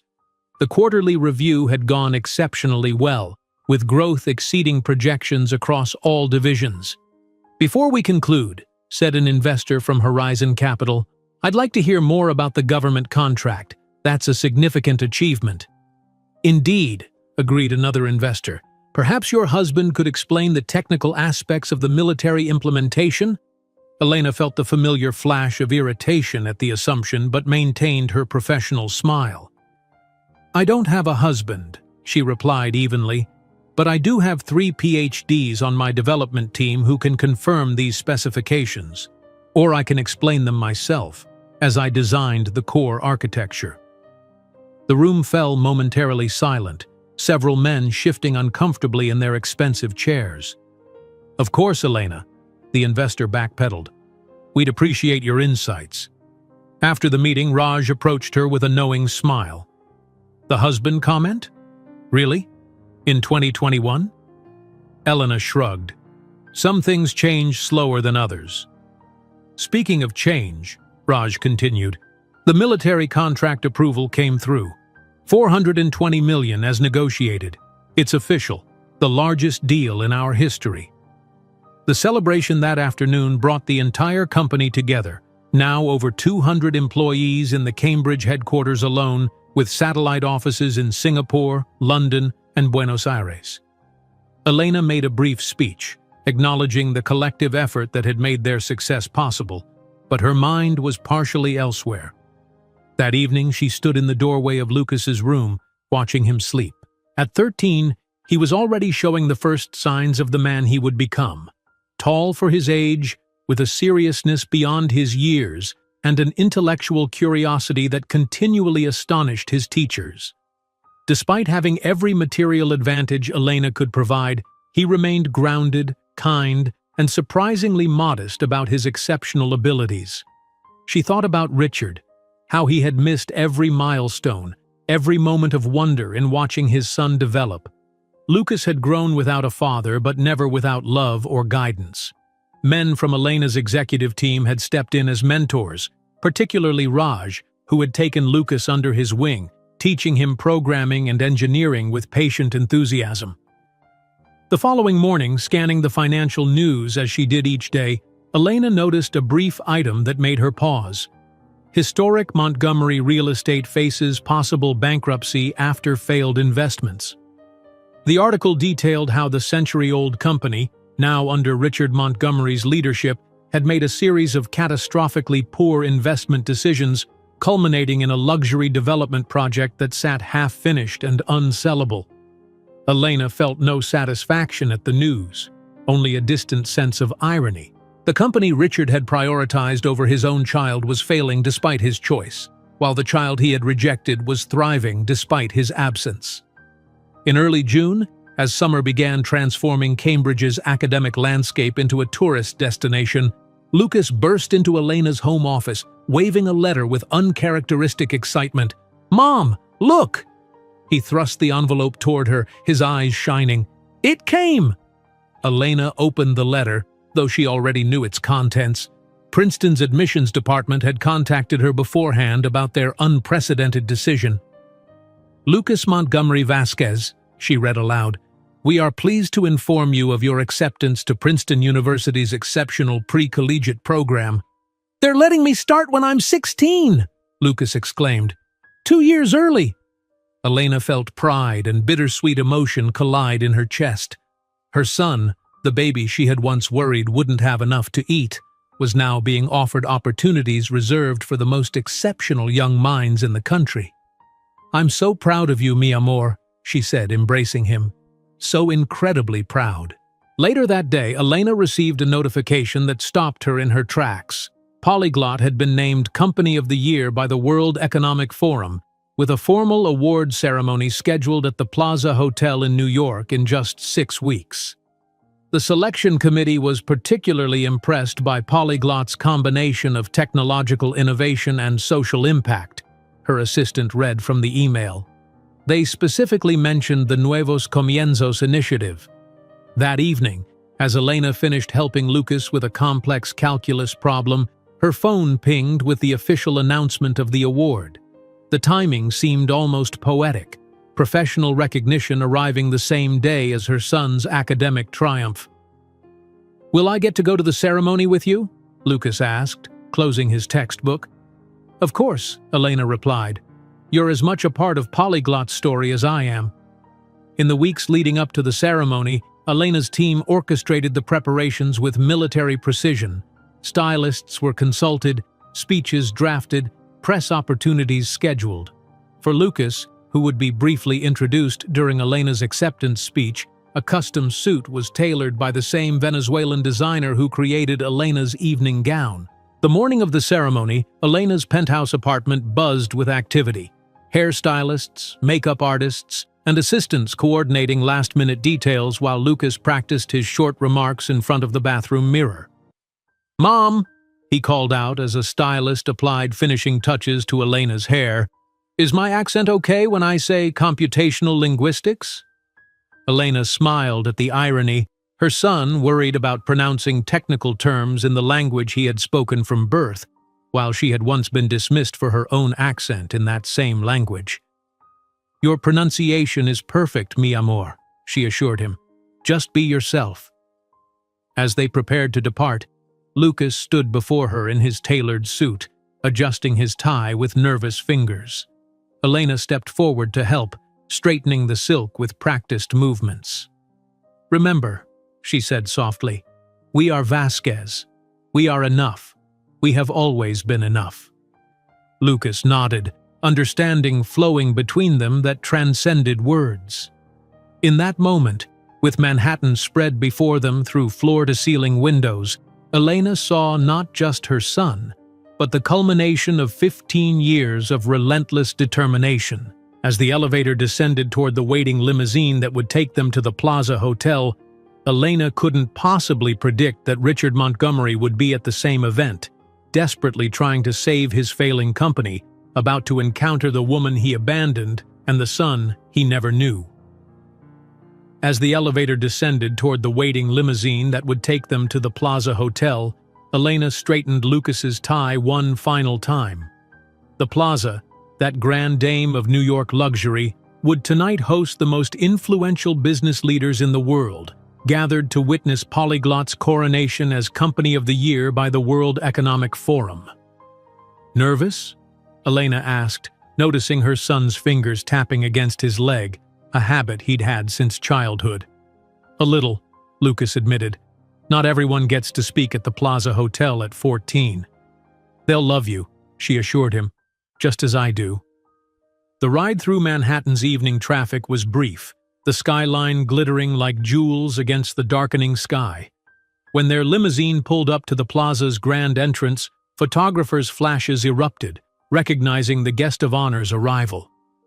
"Ms. Vasquez Armstrong," they called. "Look this way, please." Elena emerged with practiced grace, her sapphire blue gown, custom designed by the Venezuelan designer who had once been a struggling immigrant himself, catching the light dramatically. Lucas followed, standing tall despite his nervousness, his resemblance to Richard momentarily striking Elena with its intensity. The plaza's ballroom had been transformed into a glittering showcase of wealth and influence. Crystal chandeliers cast golden light over tables adorned with elaborate floral arrangements, while New York's financial and technological elite circulated with champagne flutes, making connections worth millions with each handshake. "Elena Vasquez Armstrong!" The CEO of a major tech company approached immediately, hand outstretched. "The woman of the hour. Your dialect differentiation system has transformed our global operations."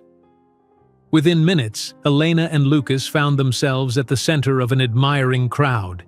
Tech innovators from California, oil magnates from Texas, Wall Street investors, and international entrepreneurs all waited patiently for a moment of Elena's time.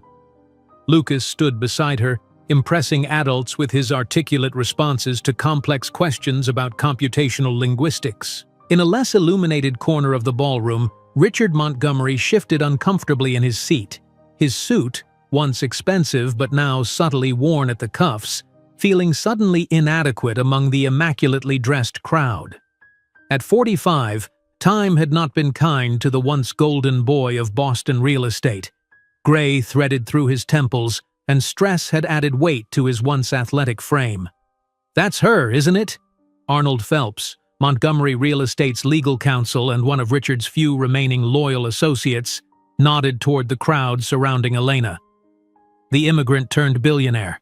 They say she's ruthless in negotiations."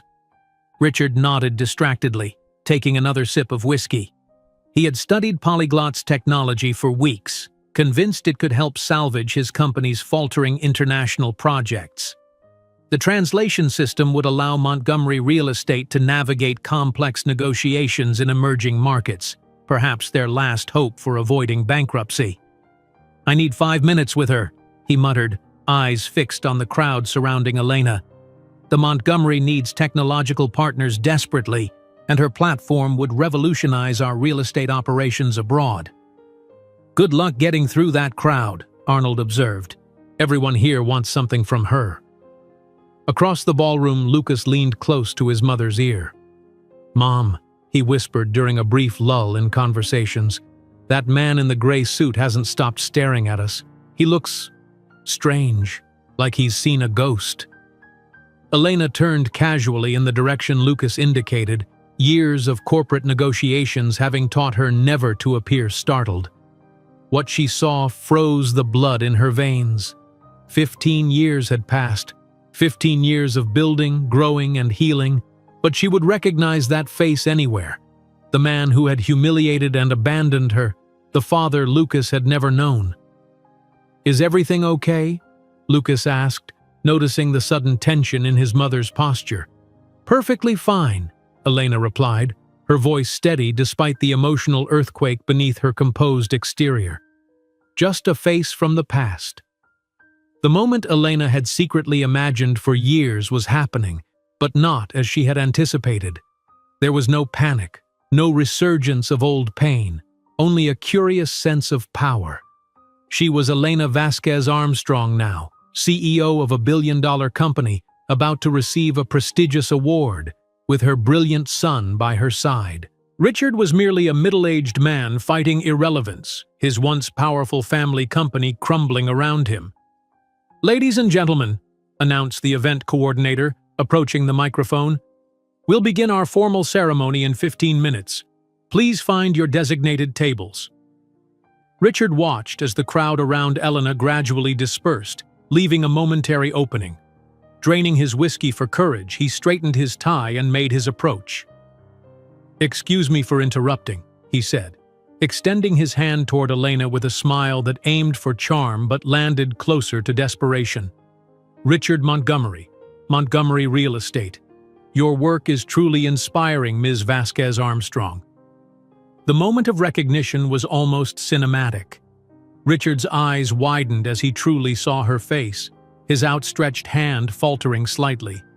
His gaze darted between Elena and Lucas, the color draining from his face as pieces clicked into terrible place.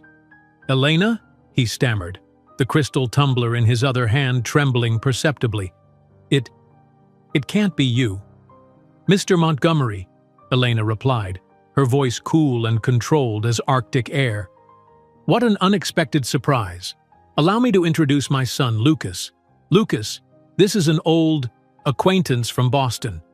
Lucas extended his hand politely, unaware of the emotional tempest unfolding before him. "Nice to meet you, sir."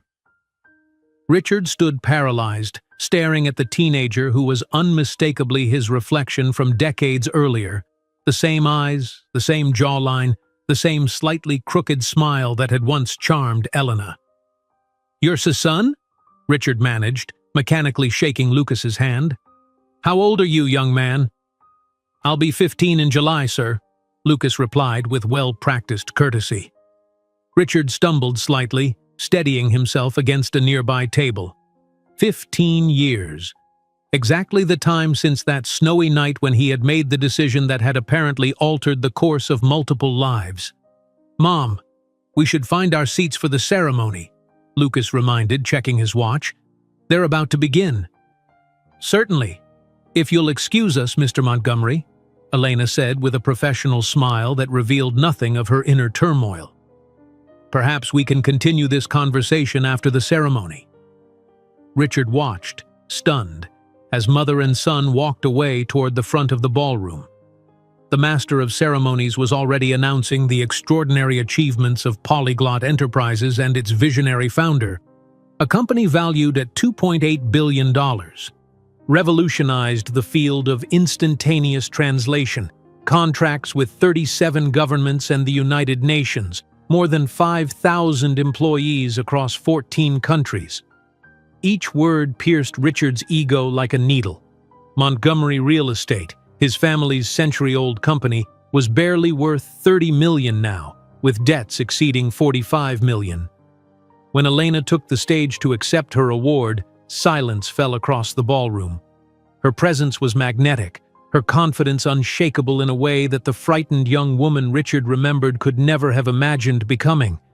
"I accept this honor not just for myself, but for the thousands of immigrants who come to this country with dreams and face seemingly insurmountable obstacles," she began. After thanking her team and mentors, she paused significantly, her eyes finding Richard's in the crowd. "And I would especially like to share this moment with my son, Lucas Montgomery Vasquez, my inspiration and joy." Lucas, who grew up without a father because people like us apparently weren't worthy of people like him. A murmur rippled through the ballroom as Richard felt the floor disappear beneath his feet. She had just used his surname, publicly revealing the paternity to hundreds of the world's most influential business leaders. 15 years ago, Elena continued, her voice clear and strong, "I was informed by a man from Boston's elite that my broken English and Latina origins made me insufficient for his world. The irony is that today his company is begging to be one of our vendors, a request that, I should publicly inform, we are declining." Nervous laughter and curious glances turned toward Richard, who now desperately searched for an inconspicuous exit.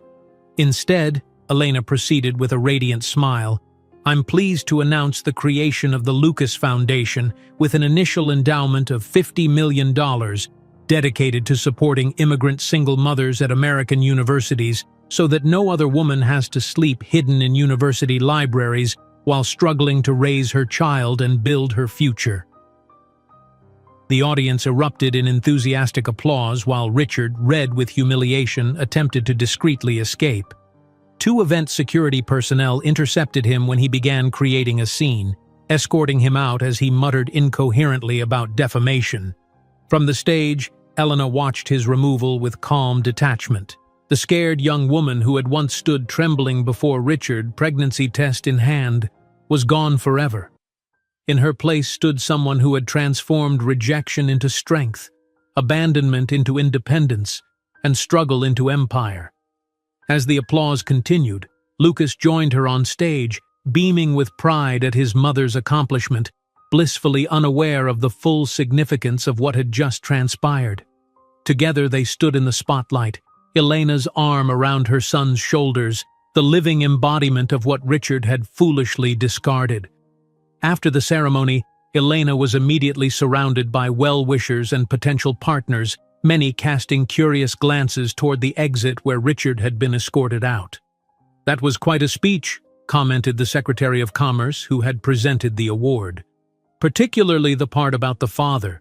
I take it there's a story there?" "Every success has its foundation story," Elena replied diplomatically. "Mine just happens to include overcoming particular challenges."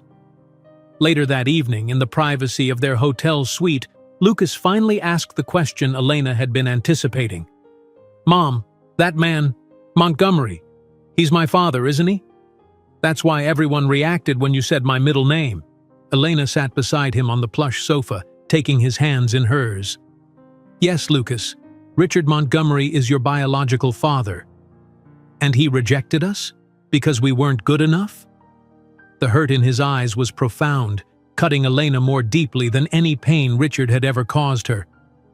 He rejected the responsibility of us, she clarified gently, but in doing so, he missed knowing the most extraordinary person I've ever met.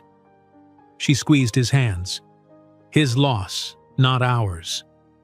Lucas processed this with remarkable maturity, nodding slowly. Is that why you worked so hard? To prove him wrong? Elena considered the question carefully. At first, perhaps. Anger can be a powerful fuel, but somewhere along the way, it stopped being about him and became about us, building something meaningful, helping others, creating our own definition of success. As Lucas finally retired to his room, emotionally exhausted from the evening's revelations, Elena stood at the window of their penthouse suite, gazing at the New York skyline. The scared young woman who had once wandered Boston's snowy streets with nowhere to go now stood atop the world Richard had claimed she could never enter. The next morning, the Wall Street Journal would splash across its front page, "From Abandonment to Empire, the Extraordinary Journey of Elena Vasquez Armstrong." Other outlets would follow the same thread, detailing how the young immigrant abandoned pregnant by a Boston heir had become one of the country's most successful entrepreneurs. The next morning, the Wall Street Journal's front page declared in bold type, "From Abandonment to Empire, the Extraordinary Journey of Elena Vasquez Armstrong." The headline seemed to pulsate with a life of its own as Richard Montgomery stared at it through bloodshot eyes, his trembling hand reaching for the bottle of aspirin on his nightstand. His head throbbed mercilessly, the combination of too much whiskey and public humiliation creating the worst hangover of his life. In his modest hotel room, a far cry from the five-star accommodations he once took for granted, Richard scrolled through dozens of notifications on his phone, each worse than the last. The board of Montgomery Real Estate had called an emergency meeting. 3 clients had already emailed to cancel contracts. His financial advisor was sending increasingly frantic messages about damage control options. "This can't be happening," he muttered, wincing as he swallowed the pills dry. 15 years ago, he had dismissed Elena as an inconsequential chapter in his life, a foreign student with a regrettable pregnancy that threatened his carefully planned future. Now she had returned as a force of nature, destroying in one night what remained of his crumbling reputation. Across town, in the penthouse suite of the Mark Hotel, Elena poured coffee while Lucas scrolled through news coverage on his tablet. The morning sunlight streamed through floor-to-ceiling windows, illuminating both their faces in golden light. "They're calling you the immigrant success story of the decade," Lucas said, his voice carefully neutral as he continued reading. "There's a lot about him." Elena set a cup of coffee beside her son, taking a moment to choose her words. "Are you okay with all of this attention? I never intended to make our personal history so public." Lucas looked up, his eyes, so startlingly like Richard's, searching her face. "Why didn't you ever tell me about him before? About what really happened?" Elena sighed, sitting beside him on the plush sofa. "Because he chose not to be part of our life, and I chose that we didn't need him to be complete. But why keep his name a secret? Why not just tell me he abandoned us?" "I wanted to protect you from the rejection," Elena admitted, her fingers tracing the rim of her coffee cup. "And perhaps I wanted to protect myself from reliving that pain by speaking it aloud." Lucas set the tablet down, his expression shifting between hurt and thoughtfulness. "Is he really my father? Biologically, I mean?" "Yes," Elena answered gently. "Biologically he is, but being a father means much more than genetics, Lucas.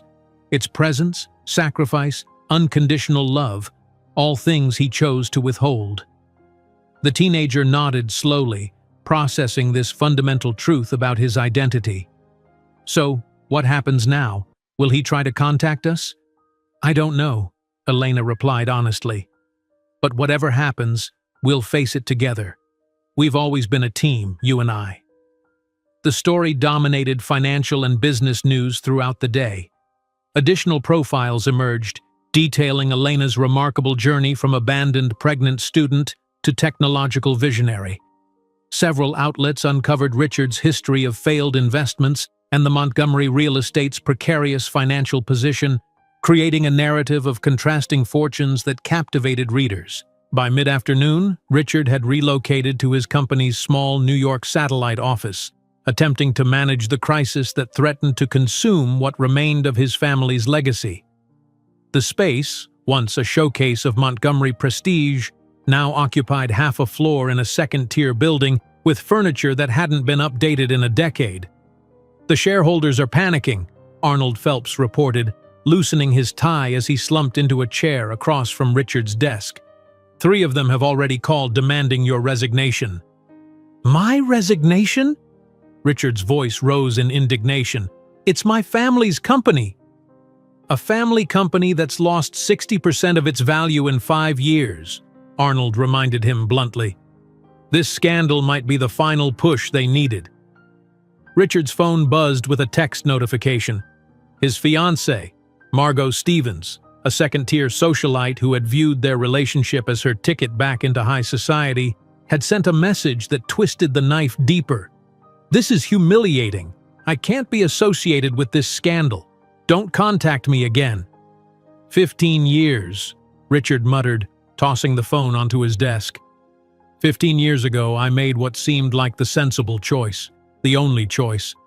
Well, that sensible choice is now a billion-dollar CEO who just publicly eviscerated you, Arnold observed dryly, not to mention the son who appears to be a prodigy. 3 days later, Elena stood at a podium in Polyglot's New York office announcing the creation of the Lucas Foundation. Cameras flashed as she outlined the foundation's mission to support immigrant single mothers pursuing higher education. "When I was pregnant and alone, I slept in Harvard's library because I had nowhere else to go," she told the assembled journalists, her voice steady with the confidence that comes from having nothing left to hide. "The Lucas Foundation will ensure no other woman faces those impossible choices between education, dignity, and motherhood." The press conference generated another wave of positive coverage, further cementing Elena's status as both a business visionary and a champion for immigrant women. Donations to the foundation began pouring in, including several from Richard's former business associates, eager to distance themselves from him by aligning with Elena. That evening, Lucas returned from a tour of Columbia University's computer science department to find his mother reviewing foundation proposals in their hotel suite. "How was Columbia?" Elena asked, setting aside her work. "Impressive," Lucas replied, dropping his backpack on a chair. "Their quantum computing lab is amazing." He hesitated before continuing. "Mom, I've been thinking about what happened with my biological father." Elena waited, giving him space to formulate his thoughts. "I'm not angry that you didn't tell me earlier," he said finally. "I understand why you protected me. But now that it's out there, I think I want to know everything. The whole truth." Elena nodded, recognizing the maturity in his request. "You deserve that. Ask me anything, and I'll answer honestly." Their conversation lasted hours, Elena revealing details she had kept hidden for 15 years. The cruel words Richard had spoken, the night she was forced onto snowy streets, the desperate months that followed. Lucas listened intently, occasionally asking questions that revealed his remarkable emotional intelligence. "He said we weren't enough," Lucas repeated, testing the words that had shaped his early existence without his knowledge. "But we proved him wrong, didn't we?" "We did," Elena confirmed, her eyes shining with unshed tears. "Every single day. Once a powerhouse in New England development, the century-old firm has struggled under the leadership of Richard Montgomery," the anchor reported dispassionately. "Industry analysts point to a series of ill-advised investments beginning in 2015, compounded by the recent public relations disaster involving Polyglot Enterprises CEO Elena Vasquez Armstrong." Richard signaled for another drink, trying to ignore the curious glances from other patrons who had begun recognizing him from news coverage. How had everything unraveled so completely? The Montgomery name had once opened doors throughout Boston society. Now it was synonymous with failure and abandonment. His phone buzzed with a notification, a message from an old Harvard classmate who had maintained loose contact over the years. Saw your ex on CNBC. Didn't realize you were the one who dumped her pregnant. Cold, man. Real cold. Richard switched off his phone, unable to face more recriminations. Through a combination of old contacts and considerable persistence, he had obtained Elena's private number earlier that day. Now, fortified by alcohol and desperation, he decided to make the call. Elena was preparing for bed when her secure line rang, a number only a handful of people possessed. Seeing the unfamiliar number, she almost declined before something made her answer. "Elena Vasquez," she stated simply. "Elena, it's Richard." His voice sounded rough, diminished from the confident tone she remembered. "We need to talk." Elena sat on the edge of her bed, suddenly alert. "Richard, I can't say I expected to hear from you." "Elena, please, we need to talk," he repeated, a note of desperation creeping in. "I'm being destroyed in the media. I've lost contracts. Shareholders are demanding my resignation." "Your consequences are not my responsibility, Richard," she replied calmly. "I simply told my story." "And our son?" His voice hardened slightly. "Don't I have a right to know him?" "Right?" The word hung between them, loaded with 15 years of absence. "You renounced any rights when you threw me out pregnant during a snowstorm, when you threatened me with deportation if I tried to contact you, when you said we weren't worthy of your world." "I was young, stupid!" Richard's voice cracked with emotion or alcohol, perhaps both. "People change, Elena." "Yes, some change," she acknowledged, her professional coolness more devastating than any fury could have been. "Others merely adapt when they realize they've lost." She paused, choosing her next words carefully. "If Lucas, when he's an adult, wants to know you, I won't interfere. But don't use my son as a tool for personal or financial salvation." Lucas appeared in her doorway, clearly having overheard at least part of the conversation. Elena mouthed "Richard," and watched her son's eyes widen in recognition. "Is that him?" Lucas whispered. When Elena nodded, he extended his hand for the phone. Elena covered the mouthpiece. "Are you sure?" Lucas nodded with surprising determination. Elena hesitated before handing him the phone. "This is Lucas," he said, his voice remarkably steady. "I don't know you, Mr. Montgomery. I'm not sure I want to, but I want you to know something. My mother never said a bad word about you. She let me form my own opinions. That's the kind of person she is, the kind of person you discarded." Before Richard could respond, Lucas handed the phone back to Elena, who ended the call without another word. Mother and son looked at each other in silent understanding, a moment of closure neither had expected to experience so soon. In contrast, Polyglot Enterprises announced the acquisition of 3 smaller competitors, expanding its presence to 20 countries. Lucas received the prestigious Young Scientist Award for developing an algorithm that enhanced the translation system his mother had created, a perfect synergy of their complementary talents. While the empire Richard had chosen over his child crumbled into insolvency, the child he had rejected was being celebrated as one of the most promising young minds in computational linguistics. The poetry of this reversal was lost on no one in the business world, least of all Richard himself. As Elena watched her son accept his award, standing tall and confident before an audience of scientists and technologists, she felt no triumph over Richard's downfall. Only gratitude for the path that had led her and Lucas to this moment of shared achievement. The rejection that had once threatened to destroy her had instead become the foundation upon which she had built something extraordinary. 1 month after the award ceremony at the plaza, Richard would be waiting in the lobby of Polyglot Enterprises, having begged for 10 minutes of Elena's time. When finally conducted to her office on the top floor, he would feel diminished by the grandeur of the space and the spectacular view of Manhattan. 1 month after the award ceremony at the Plaza, Richard Montgomery stood in the imposing lobby of Polyglot Enterprises, his reflection distorted in the gleaming marble floor.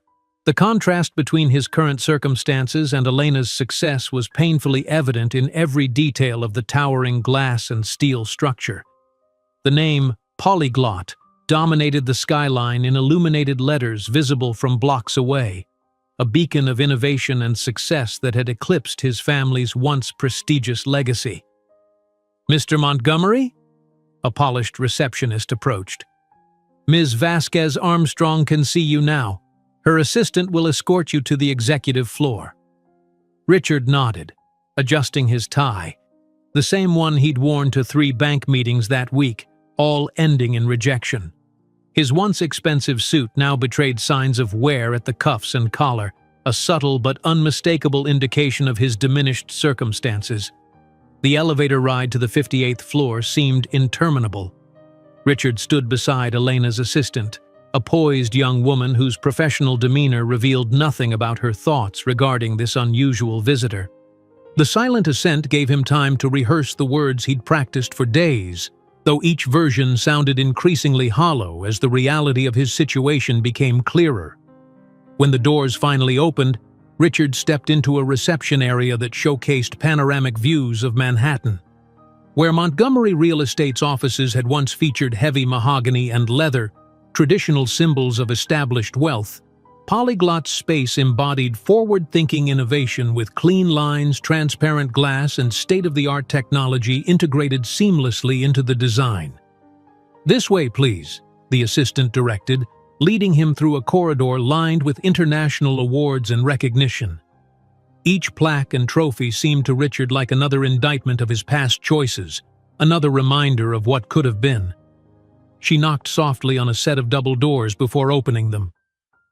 "Ms. Vasquez Armstrong, Mr. Montgomery is here." Elena sat behind a sleek desk, Manhattan sprawled behind her like a conquered territory.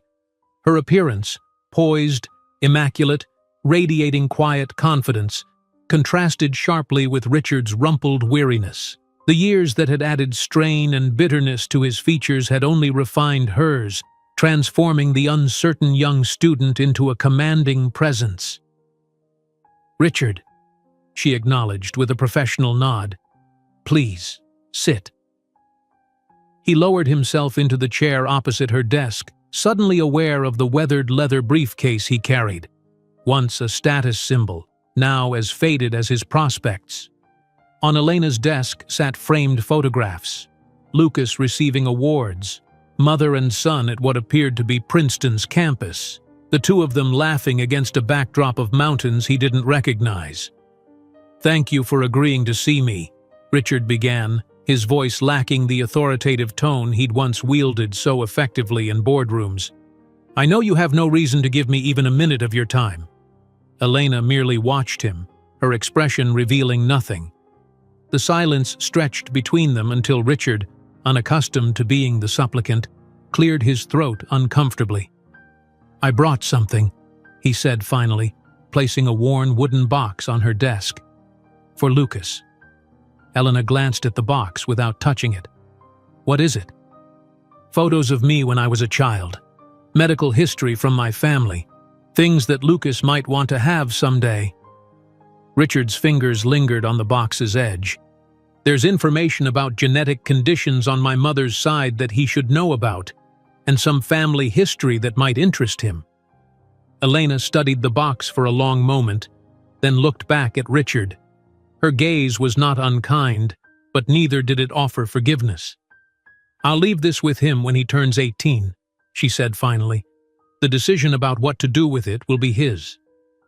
Richard nodded, a flicker of relief crossing his features. "Elena," he hesitated, searching for words. "I truly am sorry. For everything. You've proven me wrong in every possible way." The admission hung in the air between them. Elena observed him carefully, looking for the man she had once believed in, the one whose cruel dismissal had altered the course of her life. What she found instead was someone diminished, humbled not by genuine remorse but by the consequences of his own choices. "Richard," she said after a long pause, "I spent years imagining this moment, years wondering what I would feel when I finally confronted you." She gestured to the view of Manhattan behind her. "But sitting here now, I realize something important." "What's that?" he asked quietly. "I never needed your recognition to be enough. I was always more than enough, and now the whole world knows it." Her voice carried no malice, only the serenity of someone who had transcended old wounds. "Our meeting is over. My assistant will show you out." Richard remained seated, seemingly unwilling to accept the abrupt dismissal. "What about Lucas? Doesn't he deserve to know his father?" "Deserve?" Elena's eyebrow arched slightly. "Lucas deserves a father who wanted him from the beginning, who would have stood by him regardless of circumstance, who would have valued him above social standing or business advantage." She stood, signaling the end of their conversation. "Biologically, you're his father. In every way that matters, that role remains vacant by your choice." As if summoned by the mention of his name, Elena's assistant appeared at the door. "Ms. Vasquez Armstrong, your 3 o'clock conference call with Tokyo is ready." Richard slowly gathered himself. The briefcase that once held property documents worth millions now containing little more than desperate proposals and rejection letters. "I understand," he said, though his expression suggested otherwise. "Thank you for your time." Elena nodded once more, already turning her attention to the documents for her next meeting. Richard's visit, the confrontation he had agonized over for weeks, had occupied less than 10 minutes of her carefully scheduled day. As he was escorted back through the corridor of achievements, Richard caught glimpses of the empire Elena had built. Engineers collaborating in glass-walled labs, a diverse team reviewing translation programs, young employees who reminded him of Elena when they'd first met, hungry for opportunity, brilliant with potential. In the elevator descending to the lobby, Richard stared at his reflection in the polished doors. The Montgomery name that had once opened doors throughout New England now inspired either contempt or indifference. The family legacy he had prioritized over Elena and Lucas was dissolving despite his choice, while the child he had rejected was thriving despite his absence. Outside the polyglot building, Richard paused to look up at the illuminated letters dominating the skyline. What would his life have been if he had made a different choice that snowy December night? Would he have been part of this success, watching his son grow into the remarkable young man glimpsed in those photographs? Or would his presence have somehow diminished their journey? The questions had no answers, and Richard turned away, joining the anonymous flow of Manhattan pedestrians, just another middle-aged man in a slightly worn suit, indistinguishable from thousands of others navigating the city streets. Back in her office, Elena returned to reviewing expansion plans for Asia. The interruption of Richard's visit, once unimaginable, then dreaded, now simply completed, had barely disrupted her schedule. Outside her window, New York stretched vibrant under the afternoon sun. The same city that had welcomed her as a determined single mother years earlier, and now celebrated her as an unstoppable force in business. On her desk, the photograph of Lucas smiling in his laboratory uniform reminded Elena of the true meaning of her success. It wasn't the corporate empire, the billions, or even the satisfaction of seeing Richard confront the consequences of his choices. It was having transformed rejection into strength, abandonment into independence, and having raised an extraordinary son who would never need to prove his worth to anyone. That evening, Lucas called from Princeton, where he was attending a special seminar in advanced computational linguistics. "How was your day, Mom?" he asked, his voice crackling slightly over the connection. Elena glanced at the wooden box sitting on a shelf where she'd placed it after Richard left. "Productive," she answered. "How's the seminar?" "Amazing. Professor Takahashi thinks my dialect algorithm could revolutionize real-time translation for indigenous languages with limited documentation." His excitement was palpable, the enthusiasm of someone who had never known the limitations of doubt or rejection. He says it could help preserve languages that are disappearing. Elena smiled, listening as her son described complex linguistic theories with effortless fluency. This was her true legacy. Not the buildings or technology or wealth, but this brilliant young person who approached the world with curiosity and compassion. "Mom?" Lucas interrupted his own explanation. "Are you listening? You seem distracted." "I'm listening, mi amor," she assured him. "Just thinking about how proud I am of you." After their call ended, Elena stood by the windows of her office, watching the city transition from day to night, lights illuminating the skyline in a display of perpetual energy and possibility. The box Richard had brought remained unopened on the shelf, a fragment of the past that could wait for Lucas to decide its importance. She thought of the frightened young woman she had been, sleeping hidden in Harvard's library, washing in public restrooms before dawn, struggling to believe in a future that seemed impossible. That woman could never have imagined standing here, at the pinnacle of success, having proven her worth beyond anyone's doubts. "Some people never recognize value when they have it before them," Elena murmured to herself, remembering Richard's stunned expression as he took in the empire she had built without him. The words that had once wounded her, "People like you will never be enough for people like me," had lost their power entirely, rendered meaningless by the reality she had created. She returned to her desk, focusing again on the Asian expansion plans. Tomorrow would bring new challenges, new opportunities to extend Polyglot's revolutionary technology to communities who needed it most. The wooden box, Richard's visit, the confrontation 15 years in making, all of it was already receding into the past where it belonged. 15 years after being thrown out of an apartment in Boston with only $200 in her pocket, Elena Vasquez had built not just a billion-dollar empire, but something far more valuable. A life in which the words "not enough" had completely lost their power over her. If you enjoyed today's video, I'm sure you'll love the next one. Don't waste time. Just click on the screen.